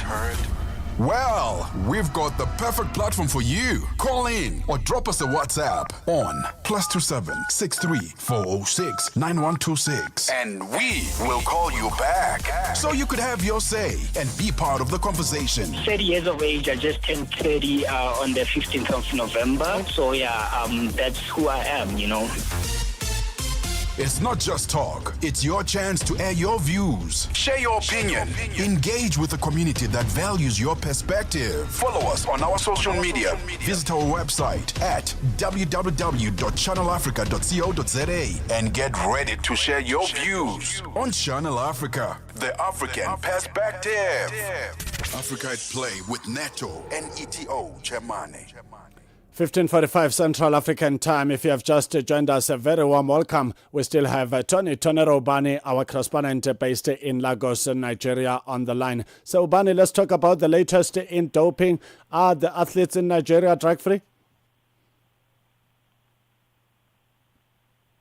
Yeah, the good news managing for the Nigeria Premier Football League, as players have been commended for a clean deal in the results of random tests carried out by the National Anti-Doping Committee of Nigeria.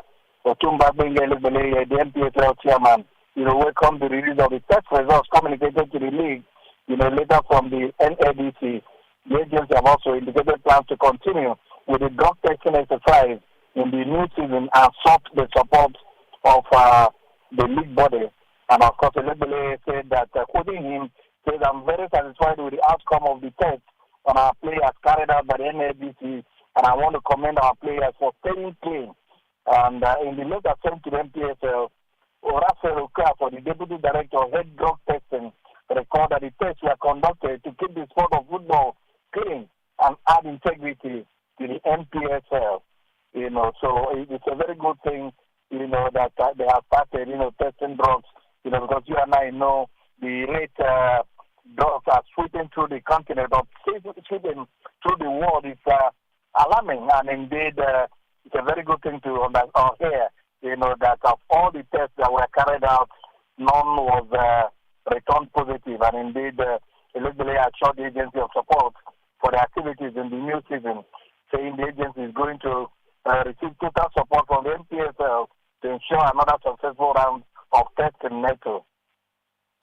Tony Robani talking to us on Africa at Play, reflecting to the good results in the NPFL where the players were found to be drug-free after the doping that took place recently. So Ubani, thank you so much for talking to us on Africa at Play. Before I let you go, any burning issues that you would like to hit out as a parting shot?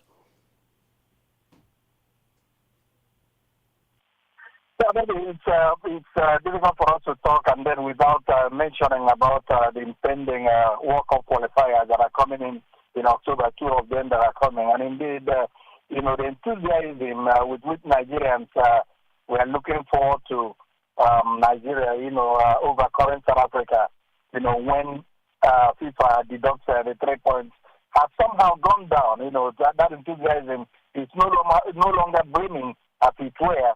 Because we've seen that South Africa, despite every other thing, is still on top. And of course, there are divided opinions here in Nigeria that despite that South Africa, if it continues to win their all remaining 2 matches, of course, every other thing would have been labor in vain. Tony Robani, thank you so much for fueling us up with the latest in Nigerian sport. Have a good afternoon further. Thank you so much, Michael. 15:48 Central African Time. The CAF Confederation Cup action continues. It is currently halftime between Kaizer Chiefs and Kabuskop of Angola. Kaizer Chiefs scored an important goal in their own backyard at the FNB Stadium just before the halftime break. And as it stands, the match is sitting on 1-1 on aggregate after Kabuskop also scored in their own backyard last weekend when Kaizer Chiefs went to play in Angola. We will update you on this fixture and many other fixtures that are happening. Orlando Pirates is up against Diodio FC in the CAF Champions League first preliminary round, leg 2 of 2. 15:49 Central African Time. It's time for a short break. Africa at Play with Neto and ETO Chemane. Zilipendwa na Abedi Jean de la Croix. Kabla ya kwenda mbali zaidi, tuanze kwanza kwenye background yako, maana kila kazi, kila jambo linakuwa na historia yake. Riziki Alema ni nani? Riziki Alema ni mwimbaji wa nyimbo za Injili, ni mama na ni mke pia. Umesema wewe ni mama wa familia pia. Vipi unagawa muda wako namna gani kwenye masuala ya muziki na majukumu ya familia? Okay, cha kwanza sio jambo rahisi, lakini anaweza sema upande mwingine ni rahisi kama utakuwa umejitambua. Kwa sababu mbaya ni ile kuchukua masuala ya masaa ya kazi na masaa ya familia na masaa ya huduma. Kwa hivyo ni vizuri tu mimi huwa natenganisha. Nikiwa ndani sio Riziki Alema, sio mwimbaji. Nikiwa ndani najua mimi ni mke na ni mama pia.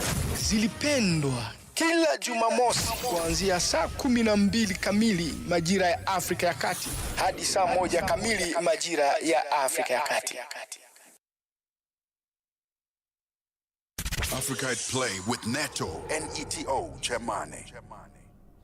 15:51 Central African Time. If you have just joined us, a very warm welcome to Africa at Play. We are live every Saturday and Sunday from 2 to 5 p.m. Central African Time on DSTV Audio Bouquet Channel 802 or OpenView 628 if you are here in South Africa. If not, you can connect with us from anywhere in the world on channelafrica.co.za. Also available on SABC Plus at your fingertips. We will update you on the current matches that are currently underway. Let's get into the sports news. Starting off with football news. Mamelodi Sundowns CAF Champions League journey will officially kick off in Nigeria. The Betway Premiership champions have been paired with Remo Stars in the second preliminary round, with the first leg set for 17 October away from home. The return fixture will be played in Tshwane a week later on the 24th of October. Remo Stars booked their place with a comfortable aggregate victory over US Zilimanjo of Comoros. The Nigeria Professional Football League NPFL champions beat the Islanders 4-0 in Abeokuta before ending their tie with a 1-0 win away, sealing a 5-0 triumph over 2 legs. Meanwhile, Cabo Yellow have dipped into the Portuguese market to fire up what was already a powerful squad. They have confirmed the signings of 2 midfielders from Liga Portugal. Nuno Santos, a 26-year-old attacking midfielder, arrived from Vitória Guimarães SC for a reported fee of 20 million rands. The second capture is Miguel Reisinho, also 26, a left-footed central midfield. I beg your pardon, who comes in as a free agent after leaving Boavista in July. Kaizer Chiefs' second assistant coach Cedric Kaze says outgoing Amakosi head coach Nasreddin Nabi will be pleased to see them carrying on with the project and possibly taking the team to the group stages of the CAF Confederation Cup. Kaze was responding to a question from the media about whether they don't feel that they are betraying Nabi by remaining with the team. Now there seems to be a dispute between him and the club. I've known Coach Nabi for a couple years. I have worked with him. And as him and me, we know the situation of the coaching job. Today, he's not here, and I'm pretty sure that he will be proud that we continue where he left off, and we bring the club to where it belongs. Regarding the manner in which things have just transpired off the field between Chiefs and Nabi, Kaze says every club goes through this kind of moments and they remain professional. Every team goes through such moments, and we are professional. We are here to work for our Kaizer Chief, and we know what is in front of us. The things that have happened now are behind us. We are looking forward to tomorrow with every inch of our I would say every inch of our heart, our concentration to make the fans proud, to make the club, to make the history for the club. The CAF Confederation Cup game between Kaizer Chiefs and their visitors Kabuskop is currently underway, and the match is sitting on 1-1 on aggregate after Kabuskop scored in their own backyard and Amakosi returned to the same favour, scoring in their own backyard in the first half, as the match is currently on half-time. Chiefs will be without the newly signed striker Kanyisa Mayo, who is not registered for the competition yet. Kaze also reveals that Paseka Mako and Spesi Ndlovu are injured and not part of the game today. After the last game against Mazulu, unfortunately, Mayo can't feature. He's not registered yet. The deadline passed before he came to us. And as well, tomorrow we will be without Paseka Mako and Ndlovu that were injured in the last game. Still with football, West Ham United have announced the firing of Graham Potter after just 8 months in charge of the Hammers and after a poor start to the current campaign. The former Brighton and Chelsea boss won just one game since August, a 3-0 away victory to Nottingham Forest, surrounded by 5 defeats. In a statement, the club said results and performances over the course of the second half of the last season and the start of the 2025-2026 season have not matched expectations. And the board of directors believe that a change is necessary in order to help improve the team's position in the Premier League as soon as possible. In Baby Proteas sets high on the bronze medal after a semi-final defeat. In the second semi-final match of the day, Australia denied the Spar Baby Proteas the chance to reach the final of the 2025 Netball World Youth Cup in Gibraltar, winning 67-36 to book their place against New Zealand. The Baby Proteas will now face England in the bronze medal playoff on Sunday. The Baby Proteas entered the semi-final as underdogs despite having recorded a superior goal difference during the group stages. South Africa knew they would need to deliver their very best performance to set up a date with New Zealand in the final.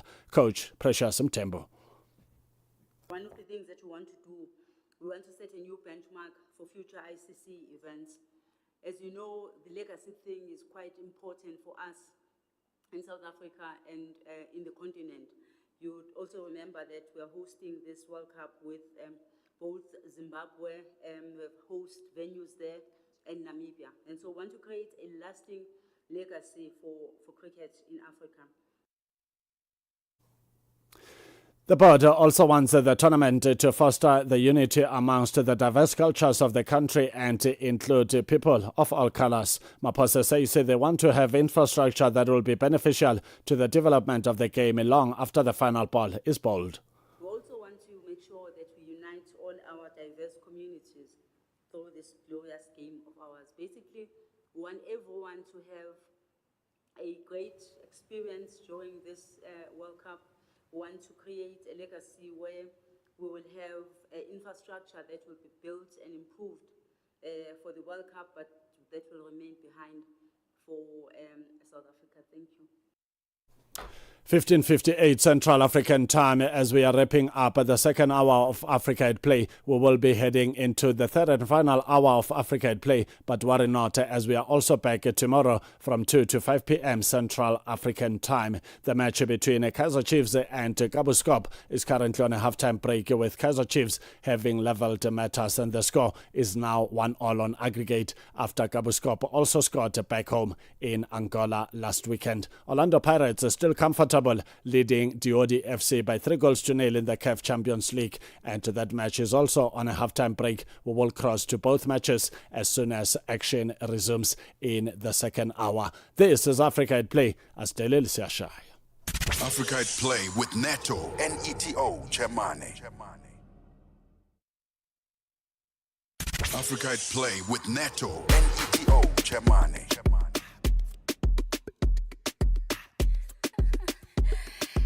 Spit the drama by.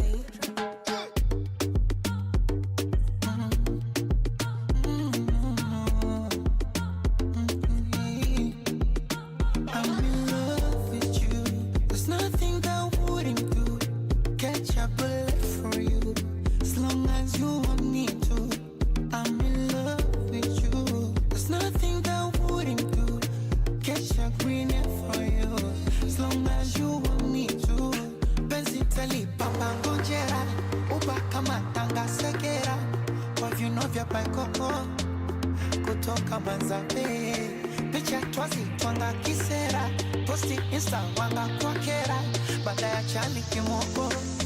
Cause I just wanna let them know I'm African beauty. African beauty. You're my African beauty. You're my African beauty.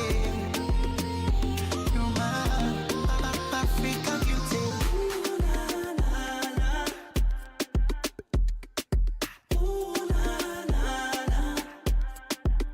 Round the world, girl, I've been looking for you. I think I might just find you in Africa. Girl, you know the sound when I come around. Lost you in the crowd, girl, pick up your crown.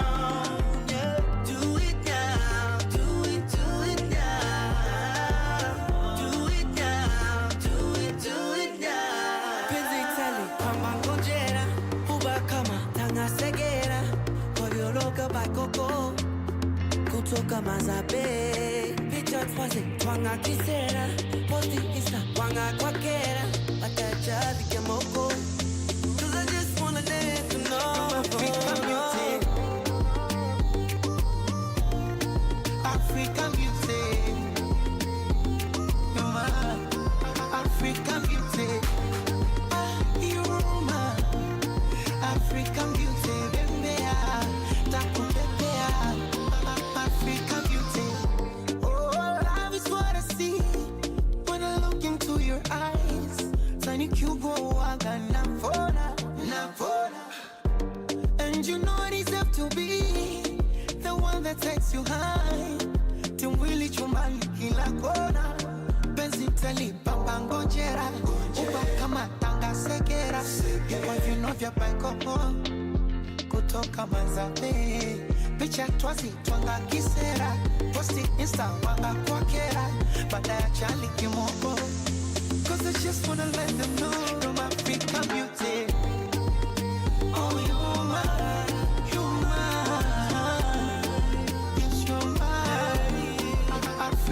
beauty.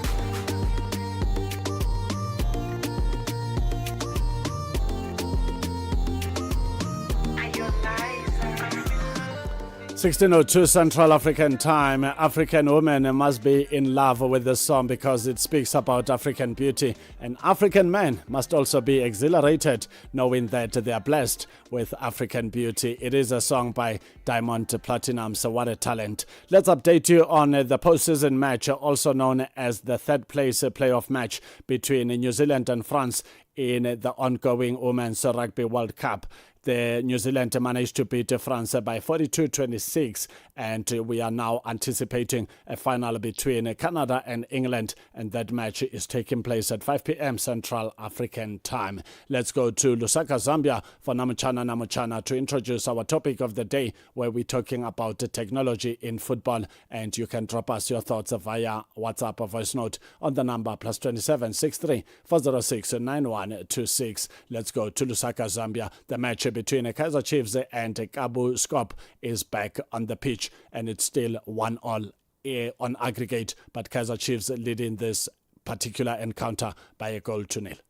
The video assistant referee AVAR is a match official appointed to assist the VAR in the video operation room and around the pitch. There are 3 AVRs, AVR1, AVR2, sometimes called the support video assistant referee, and AVR3, who are assigned to different parts of the game that are charged with reviewing and are in constant communication with VAR about the possible situations that might warrant further review. Most African leagues haven't yet adopted VAR. What is stopping Africa from moving with the rest of the world in technological advancement? This is our topic today. I have with me Isaac Chipatanga, soccer expert. Isaac, we are looking at something that is very interesting. We are looking at a video assistant referee in Africa. What is stopping Africa from moving with the rest of the world in technological advancement when it comes to video assistant referee? Is it the issue to do with money or infrastructure, Isaac? The issue of the video assistant referee, first and foremost, I think it's important to note that Africa is a different continent from Europe and probably even North America. The reason why I say this is that the introduction of VAR itself has been controversial in that today we still have decisions where we still debate. But anyway, that's a topic for another day. Let me get back to the issue of African leagues and why we're finding it so difficult to introduce video assistant referees, or the VAR as we like to abbreviate it. Let me say that the investment in VAR has to be something that is very huge. Now, if you look at Zambia as a case study, for instance, we have referees or assistant referees in the lower leagues, for instance, who haven't been paid in some instances for 2 seasons. So to introduce VAR, which comes at an astronomical cost, might be something that is a little bit far-fetched for many, African football associations. And of course, this includes Zambia itself. Also, if you notice, using Zambia as a case study, many of the stadiums in our top division, which is known as the Zambian Super League, do not even have supporting infrastructure. That comes with the fact that, VAR needs, broadcasting equipment, it needs cameras for it to operate. If you go, let's say, for instance, at Sunset Stadium, the home ground for Zanaco Football Club, whenever you have got a live broadcast at that particular stadium, a broadcasting company needs to erect a scaffold for where the cameras are going to be placed, where the commentators probably are going to obviously enjoy an elevated angle for them to give proper commentary on a football match. Now, those are temporary infrastructure that is being put in place at, these venues. Now, imagine in the Super League, if you do not have venues that, support the use or in the introduction of VAR. Imagine what is happening also at the lower leagues. So it poses a significant challenge. In my opinion, I think the real issue or the real hindrance or challenge for many African,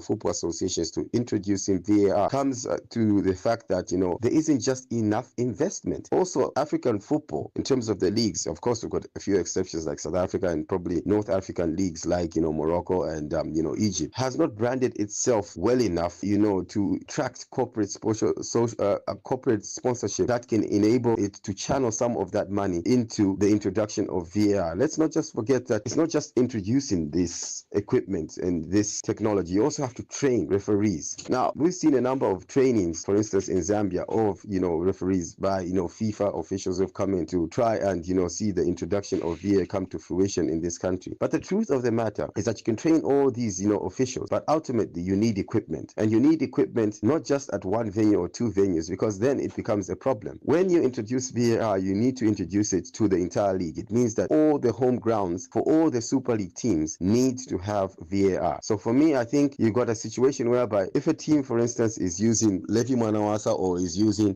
Hero Stadium, which currently CAF approved stadiums, what about the other teams that are using, Edwin Imbwela, which has got very limited, infrastructure to support, the introduction of VAR? What if, teams are using Konkola Stadium, for instance? So you see, this is where the challenge really comes in. There's no infrastructure that supports the introduction of VAR in many of the stadiums, or should I say majority of the stadiums, not just in Zambia, but across Africa. But also, I think the high cost of bringing in the equipment and training the necessary referees and officials to implement VAR sufficiently so that we get most, if not all of the, decisions accurate is what is the biggest challenge. So it boils down to basically money. Now, if you're in a continent where most of the, national teams, for instance, even to travel and, play football matches is dependent on, the Ministry of Sport and government, then, you've got a considerable challenge, because I think the leagues themselves needs to do a little bit better to invest into technology such as VAR. But also that investment comes with the fact that there's little or no branding by most of football leagues across the African continent. And that is a hindrance in itself, because corporates are not attracted enough to come on board to support and, of course, sponsor the leagues, which has a direct impact in terms of the investment or the money that is coming into the coffers of the Football Association, and thus are causing the associations to have little or no money to invest in modern infrastructure such as VAR. And this is a sad development, not just in Zambian football, but across the African continent as it is. Isaac, thank you so much for having taken time to talk to Channel Africa. The views of Isaac Chipatanga there. I have with me Wezi Mazunda. Wezi, thank you so much for talking to us today. Wezi, we are looking at the video assistant referee on the African continent. Most African leagues haven't yet adopted the VAR. Wezi, we are asking what is stopping Africa from moving with the rest of the world in technological advancement? People, let's be honest, it's money. You have to invest in these gadgets. You have to, even when putting them up, it's not easy. Even in competitions, I think there are certain competitions that have, others that don't have. This is a concept that's coming in. So this is about good planning. You need to plan well. Africa needs to sit down and plan resources to go into this direction, because already you'll find even just in some sectors already, just the football sectors, the challenges that teams have just to travel, all these budgets that you have, it's a struggle to even get sponsors. Some teams, yes, well and good, are doing fine. Like, so there are certain teams that are constantly qualifying to tournaments like the Champions League, African Champions League, World Club level. Those, it's a different level, because at least you're bringing in money. You have a big fan base, but is it all Team Z that are able to do that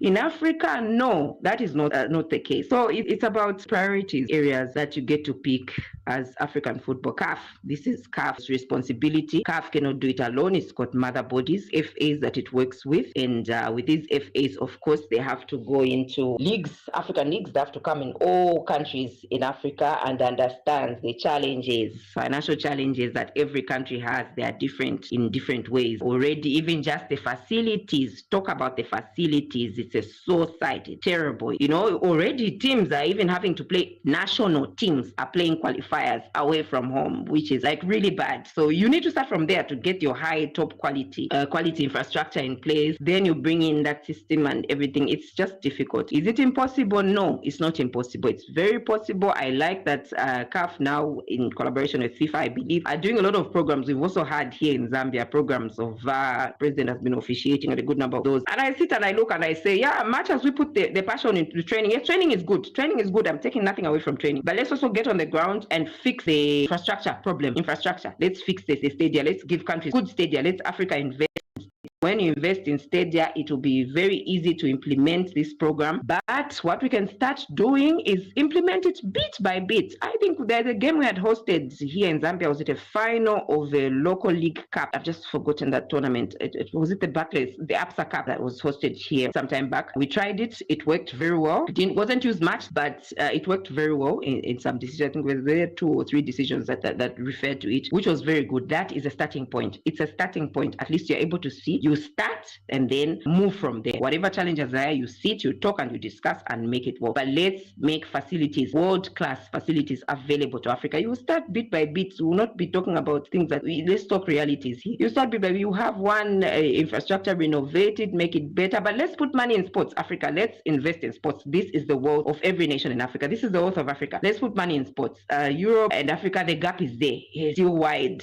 Our friends are long gone, but we can start from there. We can build something for the future. The future can really know, posterity can really look back and say that those who have come before us have done a great job, and we thank them. Wezi, thank you so much for having taken time to talk to Channel Africa. Thank you so much. The views of Wezi Mazun. We also got the views of Conrad Mbanga, sports analyst. The slower adoption of VAR, video assistant referee technology, in many African football leagues is not simply about, deliberate resistance to change or, a lack of desire for being globalized, joining the global world, the global community. This is a complex situation that is a product of economic, one might add, even infrastructure, and a lot of administrative challenge.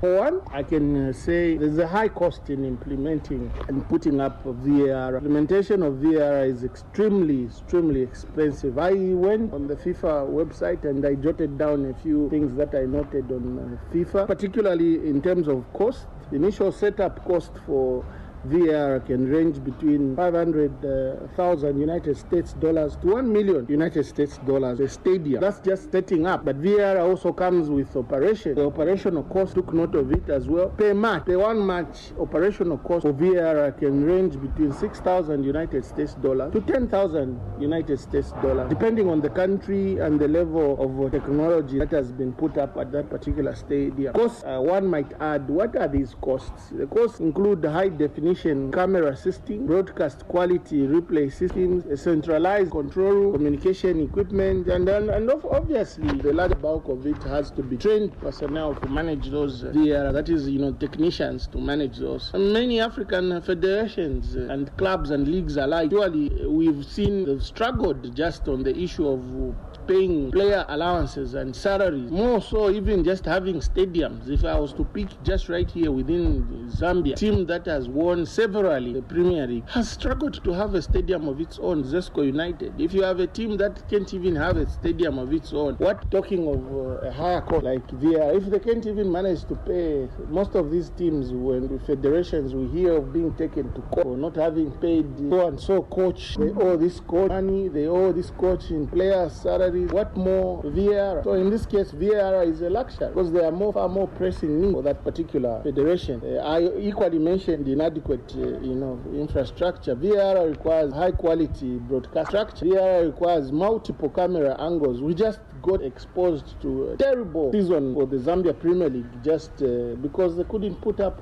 quality cameras for the last season, the Zambia Premier League. So the issue of camera is something we grapple with. Of course, even 5G connectivity and internet connectivity. This is what VAR depends on. In this country and other countries in the southern region, they have experienced the power outage, power shortages in load management. You find most stadiums during football games don't even have power. So how will you manage to run VAR when there's load shedding in that particular stadium? Of course, I think the major issue also why VAR is not so widespread across Africa. There's limited financial support from federations, the FA in various countries. Unlike in Europe where, the English FA, German FA, the Spain FA have subsidized the use of VAR at stadium. African football federations have got very tighter budget. They don't have the finances. They rely on grants from FIFA, rely on government funding. So priorities for federations go to player development, supporting travel costs, and other operations of the club, or simply just maintaining stadiums.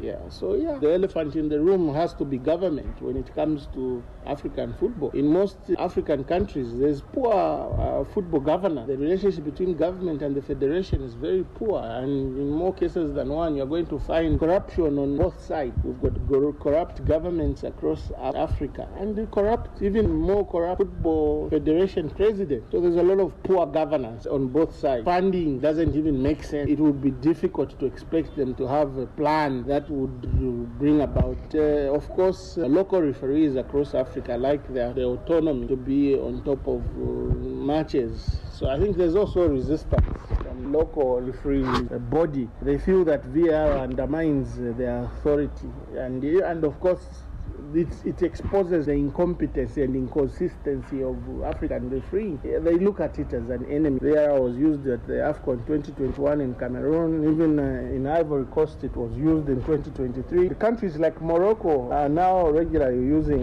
VAR in their domestic league. So yeah, there has been some progress made in Africa. What needs to happen going further? We need to see a lot more funding from CAF and FIFA, and of course national governments across Africa. The views of Conrad Dumbanga on our topic today. We were looking at most African leagues that haven't yet adopted the video assistant referee, and we were asking what is stopping Africa from moving with the rest of the world in technological advancement. And we had Isaac Chipatanga, soccer expert, Wezi Mazonda, sports analyst, and Conrad Dumbanga, sports analyst for Channel Africa Sports. Namchana from Zambia.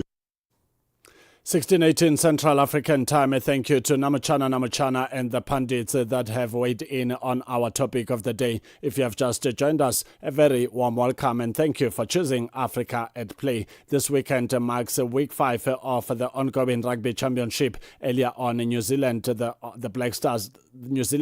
Blacks beat Australia, the Wallabies, by 33-24, and we are still anticipating a match between a 4-time World Rugby champions South Africa, the Springboks, up against Los Pumas, Argentina, and that match is at 17:10 Central African Time. We take a short break. When we come back, we're crossing over to Gibraltar, where the Netball World Youth Cup is currently underway, and we say big ups to the Spa Baby Proteas for making it to the semi-final. Unfortunately, it wasn't to be, and they now have to fight to finish that and grab that bronze medallion, and we rally behind the team. We'll have that conversation with Coach Precious Mthembu after this short break. Você é fluente em português? É apaixonado por rádio e quer trabalhar na África do Sul? Você tem documentos que o qualificam para trabalhar na África do Sul? Nesse caso, podemos ter uma oportunidade para você trabalhar no Canal África. Envie seu currículo e demonstração para Canal África at newsroom@channelafrica.co.za. Lembre-se, se você não receber alguma resposta nossa em 14 dias, isso significa que você não foi selecionado. Canal África, a perspectiva africana. 180 minutes on the world of sports and music. That's Africa at Play with Neto, N-E-T-O, Chemane on Channel Africa from an African perspective. 16:20 Central African Time. This is Africa at Play, live every Saturday and Sunday from 2 to 5 p.m. Central African Time. A warm welcome if you have just joined us, as we also welcome to Africa at Play the Spa Baby Proteas coach Precious Mthembu to talk about their good run in the ongoing Youth World Cup in Gibraltar, where we got to witness the Spa Baby Proteas taking on Australia in the semi-finals, but denied an opportunity to reach the finals after Australia won that match by 67-36 rather, to book a place against New Zealand. And this leaves the Spa Baby Proteas with the third place to fight for, where they will be taking on England, and that match is happening tomorrow on Sunday. Coach Precious Mthembu, a very good afternoon and a warm welcome to Africa at Play. Hi, Puti. Thank you so much for having me on the show. Thank you for joining us, Coach. And I must say, big ups, although we kept on rallying behind the team and hoping that you will come back with the gold medallion. But we are still grateful for the good run. You've reached the semi-final and you still have an opportunity to finish that. And even just qualifying for this Gibraltar Youth World Cup, you did so with an unbeaten record in the qualifying stage. Big ups to that. Talk to us about your run in this tournament. Are you disappointed that you couldn't make it to the final? You know what? Just thank you so much again for inviting me to the show. I like to greet everybody at home. Yeah, you know what? It's the hard work that's gone behind getting this team here that really matters. I got no disappointment at all. I'm not disappointed with the girls. I'm just so excited to see the level of netball growing in South Africa. And what a good time now to start with the youngsters that needs to feed off into the senior team. So, it's a huge milestone for them to get into the top four. I mean, we play against the top countries here. Last night we play against a world class team, and these players play the national league in Australia. I mean, the top league we have in the country. So there's a big magnitude gap between the two countries, but it's not really an excuse. I think for us to contest against such teams like this gives us a good measure on how far we need to go into in terms of development in South Africa. But I'm so happy on how the girls have played. I think the vibe is so good at the moment. The mood is good on camp, and they're looking forward in playing against England tomorrow. And Coach, talking about England tomorrow, I'm certain you're going to give it your all together with the team on the court. But just the stage that you've reached is exhilarating, because this speaks to the level of development of netball in the country and on the African continent. What does this imply moving forward? But also what is exciting is that these are players that could be feeding the main Spar Proteas moving forward, and it beefs them up with that international experience. Yeah, definitely. And, taking England tomorrow, I mean, the good part about it, we've had a taste of them on our way to Gibraltar. We went past England, had a couple of matches there, including under 21 England side. But I've seen the team grow so much within the space of time here in Gibraltar throughout the competition. I mean, you've seen the scores, what they like. We're the only team that scored 100 goals. So, the improvement has just been consistent with the girls, and, the effort of how much they've put into each and every game they've played. So I'm just so happy to see how, they've grown from one stage to another. So, of course, it's the time now for them to, look into bigger picture and, growing them into the senior side. And I know for sure the senior coaches have got an eye on them, and that's the whole idea of grooming the young generation for the senior side. Coach, what did you say to the girls ahead of tomorrow's clash against England? I think today is just a rest day for them. I just really want them to just be out of their netball clothes, now out of their netball brains for a bit. I think that's really important. And then we'll start regrouping a little bit later on, this afternoon, just get their brains back into action.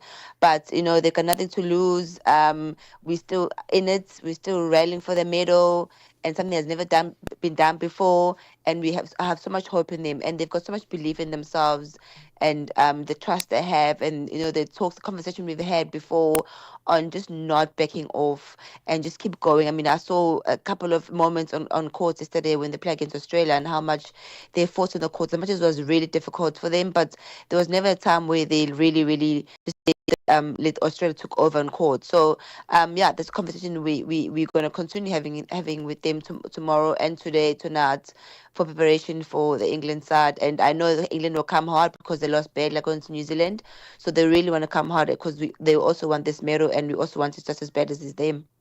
Spar Baby Proteas coach Precious Mthembu doing wonderful things on the court in Gibraltar. Coach, one thing that a lot of people might not be aware of is that you are the first South African team to ever reach the semi-final of a Netball World Youth Cup, and that also is a remarkable footprint, but also adds on the level of development that's happening with netball in the country. And it took a bit of time, for this moment to happen, but I'm incredibly proud of the work that the management has gone past to get this team this far.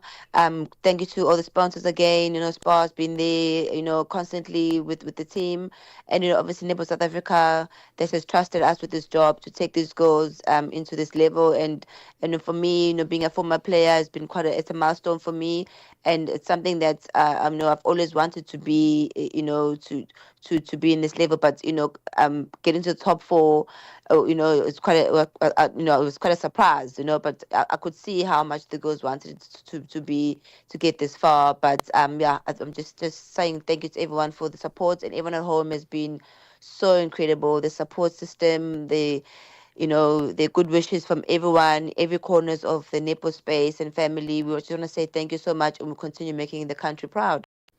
Coach Precious Mthembu, the mentor of the Spa Baby Proteas, the under-21 netball side that is on national duty, representing not just South Africa but the African continent very well at the ongoing Gibraltar Youth World Cup 2025. Coach, thank you so much. Please do pass our regards to the rest of the team when you meet them. Tell them that the Africa at Play family and the rest of the African continent rallies behind them. I will really do this. Thank you so much for having me on the show. 16:26 Central African Time. That's how we wrap up our conversation with the ever-energetic, well-informed netball coach, Precious Mthembu, who is the mentor of the under-21 South African side, well known as the Spa Baby Proteas, representing South Africa and the African continent in Gibraltar at the ongoing Youth World Cup. And tomorrow will be that special match between South Africa and England, fighting for the bronze medallion. And I always say, any medallion is better than zero. 16:27 Central African Time. The match between Kaizer Chiefs and Kabuskop. Kaizer Chiefs is still leading by a goal to nil. As it stands, it is 1-1 on aggregate. Let's take you to the live action. Kaizer Chiefs ifuneke babonakalise ukulithanda iqela labo. Oserinyo ngaphandle kwamathandabuzo kwinto ezenzekileyo kumdlalo waphakathi evekini uza kufuna uthuthuzelwa. Nansi iGabuskop ithathe lo bhola abafuna ungenayo ngaphakathi eboxini. Ezaba ikona kick yabo. Kuza kufuneka abalandeli beKaizer Chiefs kodwa bathandile ke akange bambhukishe babamkele uGustin Serinyo. Corner kick. Brandon Peterson lungisa i-orchestra yakho kwabo ravela uphawu ukuba iyaphi na ikona kick. It is still 1-0 in favor of Kaizer Chiefs, and the commentary you've been listening to is courtesy of SABC Sport. We will be crossing to the Orlando Pirates match a little later on, but for now, it's time for Africa and the world to dance. Africa, meet Abedi. Yeah, that's me. Abedi is a music lover through and through. I really love African music. He's got a taste for all kinds of tunes and spends his days listening to Channel Africa. Guess what? He didn't know. Okay. Channel Africa wants to help Abedi and all music lovers everywhere to discover even more incredible music. That is why Channel Africa is calling on all African musicians to submit their music. Musicians, remember to give us all your relevant information. Make your submissions at music@channelafrica.co.za. Submissions are your chance to be heard on radio. But sadly, they do not guarantee that you'll be playlisted. All submissions will be carefully reviewed to see if they meet our station's requirement. Channel Africa, the African perspective. Get Channel Africa on DSTV Audio Bouquet. Channel 802.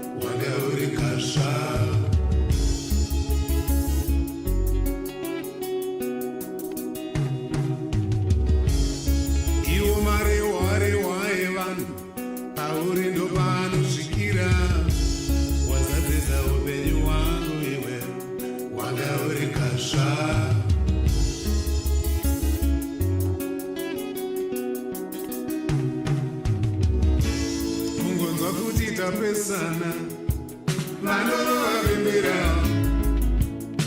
pandinonetseka ndiwe wega uripo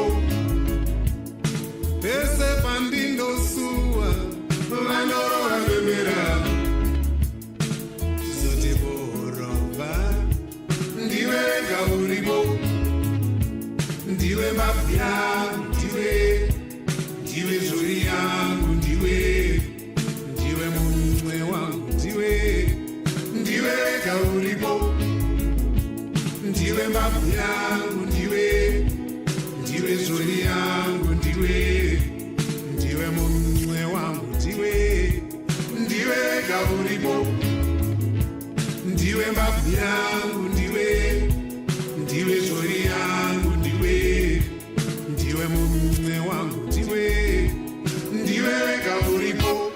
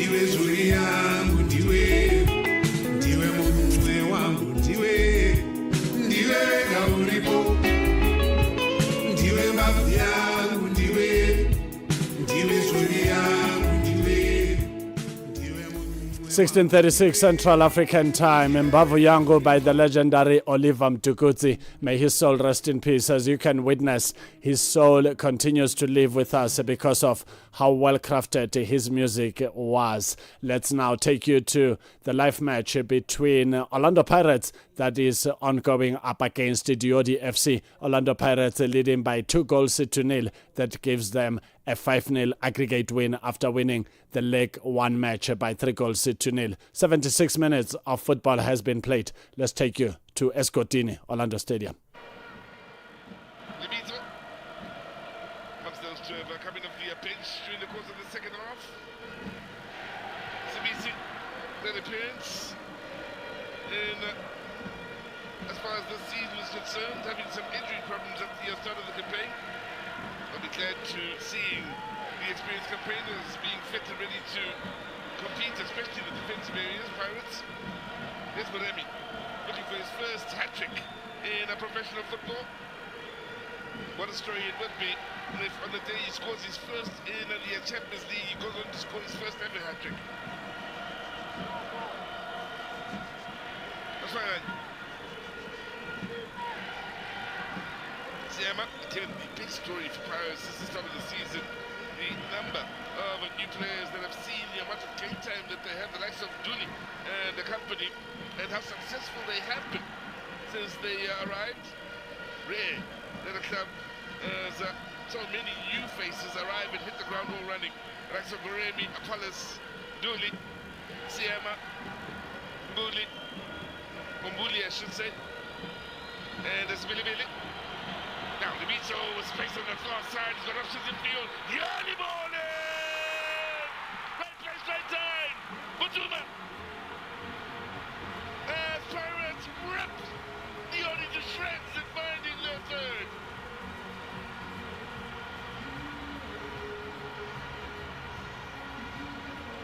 Yanela Butuma with the poacher's goal. Pirates with the creativity once again.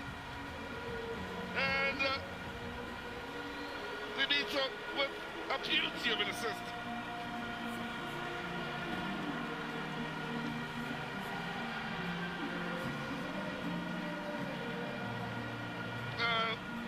Just he's a third appearance here at Orlando Pirates. And it's all about 16:38 Central African Time. Orlando Pirates having a good day on the field, leading the ODFC by 3-0, which gives them a 6-goal lead. And that is good news for the Buccaneers because they are definitely going to the next round. There's also action underway in the Premier League, which is match day 6 of 38. Brentford up against Manchester United. Brentford winning that match by 3-1. What's going on with the Red Devils? It's not my question to answer. Leeds United played to a 1-0 draw against AFC Bournemouth. Actually, that match is still on. 39 minutes of football has been played. Another match that's currently on, which is also on SABC3, brought to you by SABC Sport, is Chelsea the Blues up against Brighton and Hove Albion. Chelsea leading this match by 1-0. Let's go to the United Kingdom. To fall into that challenge. He certainly gets the crowd up and behind him, doesn't he? Of course, given his previous employers, it riles the supporters at the other end of this stadium as well. And they're in talk to referee Simon Hooper to both João Pedro and Jan-Paul van Hekke, who just bumped chests off the ball.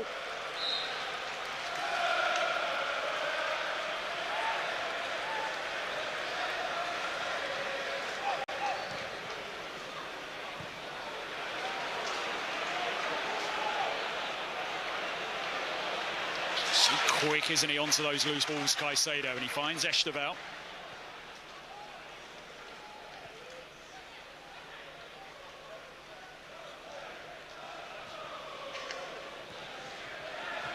So Fernandes hoping to find Neto, and he manages to do so. João Pedro and Andre Santos, the two in Chelsea blue, inside the penalty area right now.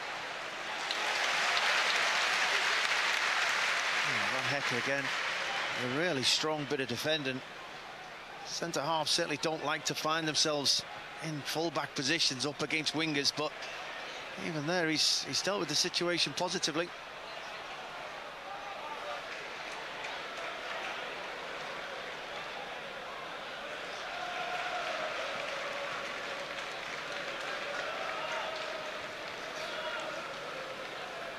One 0 in favour of the Blues up against Brighton and Hove Albion. That is 40 minutes of football has been played. In the next 5 minutes, this match will be going on a half-time break. Another match that's currently underway, it's Man City, the Citizens, up against Burnley. 40 minutes of football has been played. It's currently 1-1. Crystal Palace are leading Liverpool by 1-0. And I was talking to someone who was saying Liverpool will suffer their first defeat today. And now I see some other people know their game of football. Later today, Nottingham Forest, the Tricky Trees, will take on Sunderland at 18:30 Central African time. Tottenham Hotspur, currently third on the Premier League, will take on the club that's on the basement of the Premier League, Wolverhampton Wanderers, who have played 5 matches so far, but still haven't registered a single point. And that is not good for them. It must be nightmares all the way. 16:41 Central African time. We take a short break. When we come back, we're going to find out what's coming up on Mix Vibration with Jolene Nsungu, and of course connect with Namuchana, our correspondent from Lusaka, Zambia, a big Orlando Pirates fan. He must be celebrating the 6 goals aggregate lead. From football fields to finish lines, Eliud Kipchoge storms into the history books. Neto Chemane brings you sports on Africa at Play. The Midnight Snack, 12 to 3 a.m. Our fitness coach, her name is Yvonne Dimagazo Pasha. How to remain consistent with gyms, Dima, and I'm going to put you on the spot right now. As we are talking, I will send you my picture and I want you to tell me what you think I should work on. Because, you know, when I look at myself, Dima, I think I'm very handsome. I'm so good looking, oh my goodness. Like here at Channel Africa where I work, I think I'm one of the most good looking people ever. Like sometimes when I look at myself in the mirror, I never get used to how good I look. I'm just amazing. You're okay with the way you're looking. You wish people could and now you want to put me on the spot. Do I need gym? Yeah. I mean, if you can just consider eating healthy, cutting down a few foodstuffs such as junk. The Midnight Snack, every Monday, 12 to 3 a.m. with Chanduko Ligege. Africa at Play with Neto Neto Chemane on Channel Africa. We are broadcasting to the world about Africa. 16:43 Central African time. A very warm welcome to Africa at Play. If you have just joined us, they say if you look good, you do good, and if you do good, you feel good. Yeah, that whole saying. I love it because I'm looking at my brother here, Jolene Nsungu, looking the part, representing us very well during this Heritage Month. Happy Heritage Month, my brother. What can we look forward to on Mix Vibration? Bonjour. Bonjour Neto, happy Heritage to you, looking good as well. Sur Vue d'Afrique, nous aurons une panoplie de musique comme d'habitude. Nous allons parler encore de l'héritage de l'Afrique et nous allons, n'est-ce pas, discuter des avantages de l'héritage de l'Afrique. Et pendant ce temps-là, nous allons écouter de la bonne musique que nous avons prévue pour vous dans tout le recoin de l'Afrique. Merci. Merci. 16:44 Central African time. Let's now welcome to Africa at Play. Namuchana. So Namuchana, good afternoon and a warm welcome to Africa at Play. Yeah, good afternoon, and good afternoon to all our listeners. Thank you so much for joining us. It's been a cold weather in Johannesburg, but nonetheless, that didn't stop your team, Orlando Pirates, from scoring 3 more goals against the Diodi FC of Lesotho to give you an aggregate lead of 6 goals to nil. How's the weather in Lusaka, and how excited are you that the Sea Robbers are doing the business on the day? Yeah, not pretty hot here. It's extremely hot in Lusaka. We are in summer, and the weather just requires somebody to carry water wherever you are going. Otherwise, we have no choice but to cope with the hot weather. Otherwise, coming back to Orlando Pirates, I think they are coming to a party now. I'm sure the new coach has imparted his system on the players, and he's taught them how he would want them to play. And slowly, the players are grasping the system of the coach, and it is always good that the Orlando Pirates now they've got that 6 goals cushion. We only hope going forward they are going to do better. Otherwise, this is one of the big teams on the African continent. It has represented South Africa in CAF for Champions League and the CAF Confederations Cup and other cups. So otherwise, it's always a pleasure and a joy to see them doing well. And being the chairman for Orlando Pirates club here in Zambia, I'm really overjoyed that they have managed to sail through. Let's also get into continental football, where Zesco United is in action after having lost the match in leg one, losing that match on aggregate by 2-0. I'm certain today is a different day. What's the latest? Yeah, they suffered the 2-0 defeat to FC 105 Gabon away in Gabon. But Zesco United Football Club, this is the club with massive experience. They have represented this country in CAF Champions League, and now they are representing this country in the CAF Confederations Cup. I have no doubt in my mind that they will be able to upset the tables when the two teams meet at the Levi Mwanawasa Stadium. Otherwise, they have all the players, they have all the experience, they have all the best technical bench. But offsetting a 2-0 deficit in this time and age and in modern football, it can be tricky on their part. But anything is possible in football. It's all about how you prepare, how mentally strong you are. And talking about another Zambian representative metro, you are aware that Power Dynamos, this is the team that is representing Zambia in the CAF Champions League. They are away in Ivory Coast, where they'll be defending their 1-0 lead after beating ASEC Mimosa of Ivory Coast last week at the Levi Mwanawasa Stadium. And we only hope that they will be able to defend that. Though defending a 1-0 lead, it is it is something that is so huge, a gigantic issue, and it requires players and the technical staff who are mentally strong, those who are able to master the art of football. Otherwise, the only disappointing part in it is that the Power Dynamos, their record when they are away isn't all that pleasing. But we only hope that this time around we are going to sail through to the next round. But we are talking of ASEC Mimosa, the giants of African football, the club that has been in the business for a very, very long time. So all to play for, and we are wishing powerful Power Dynamo of Zambia all the best in Abidjan. You must be a happy man because Orlando Pirates have made it 4-0, which gives you a 7-0 aggregate win. And you were also talking about ASEC Mimosa, who will be playing against Power Dynamos, also known as Power 90, tomorrow. When you have a 1-0 lead like that, Senamuchana, and you go and play away, one is thinking, Power Dynamos was supposed to press ASEC Mimosa in their own backyard and score as many goals as possible so that when the journey gets tough away from home in Ivory Coast, even if they lose by 1-0, but they know they still triumph. But now, as it stands, if ASEC Mimosa scores the first goal, then it's back to the drawing board with 1-1 on aggregate. What should Power Dynamos do to come out the victors in Ivory Coast? Tough conditions as it will be. Yeah, there is only one way out here, Neto.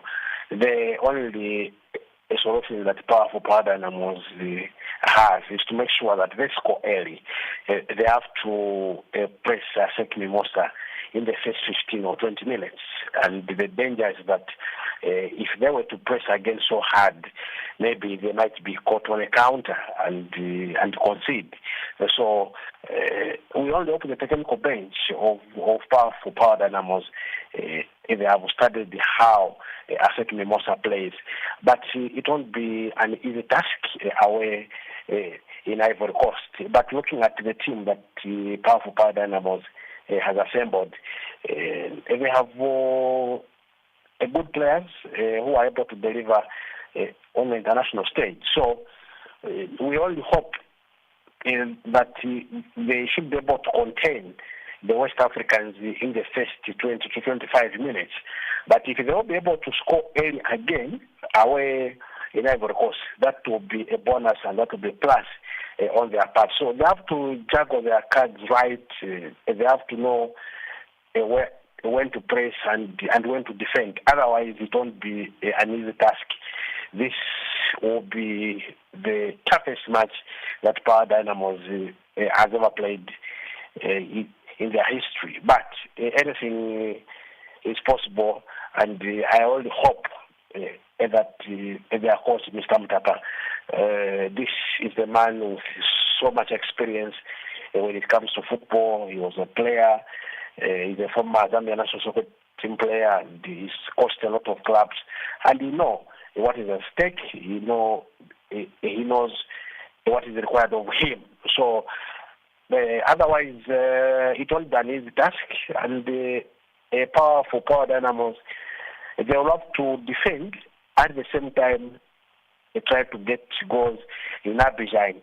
And it is very, very disappointing that they couldn't come to the party by scoring a lot of goals at the Levy Manawasa Stadium last week. It was a crazy game.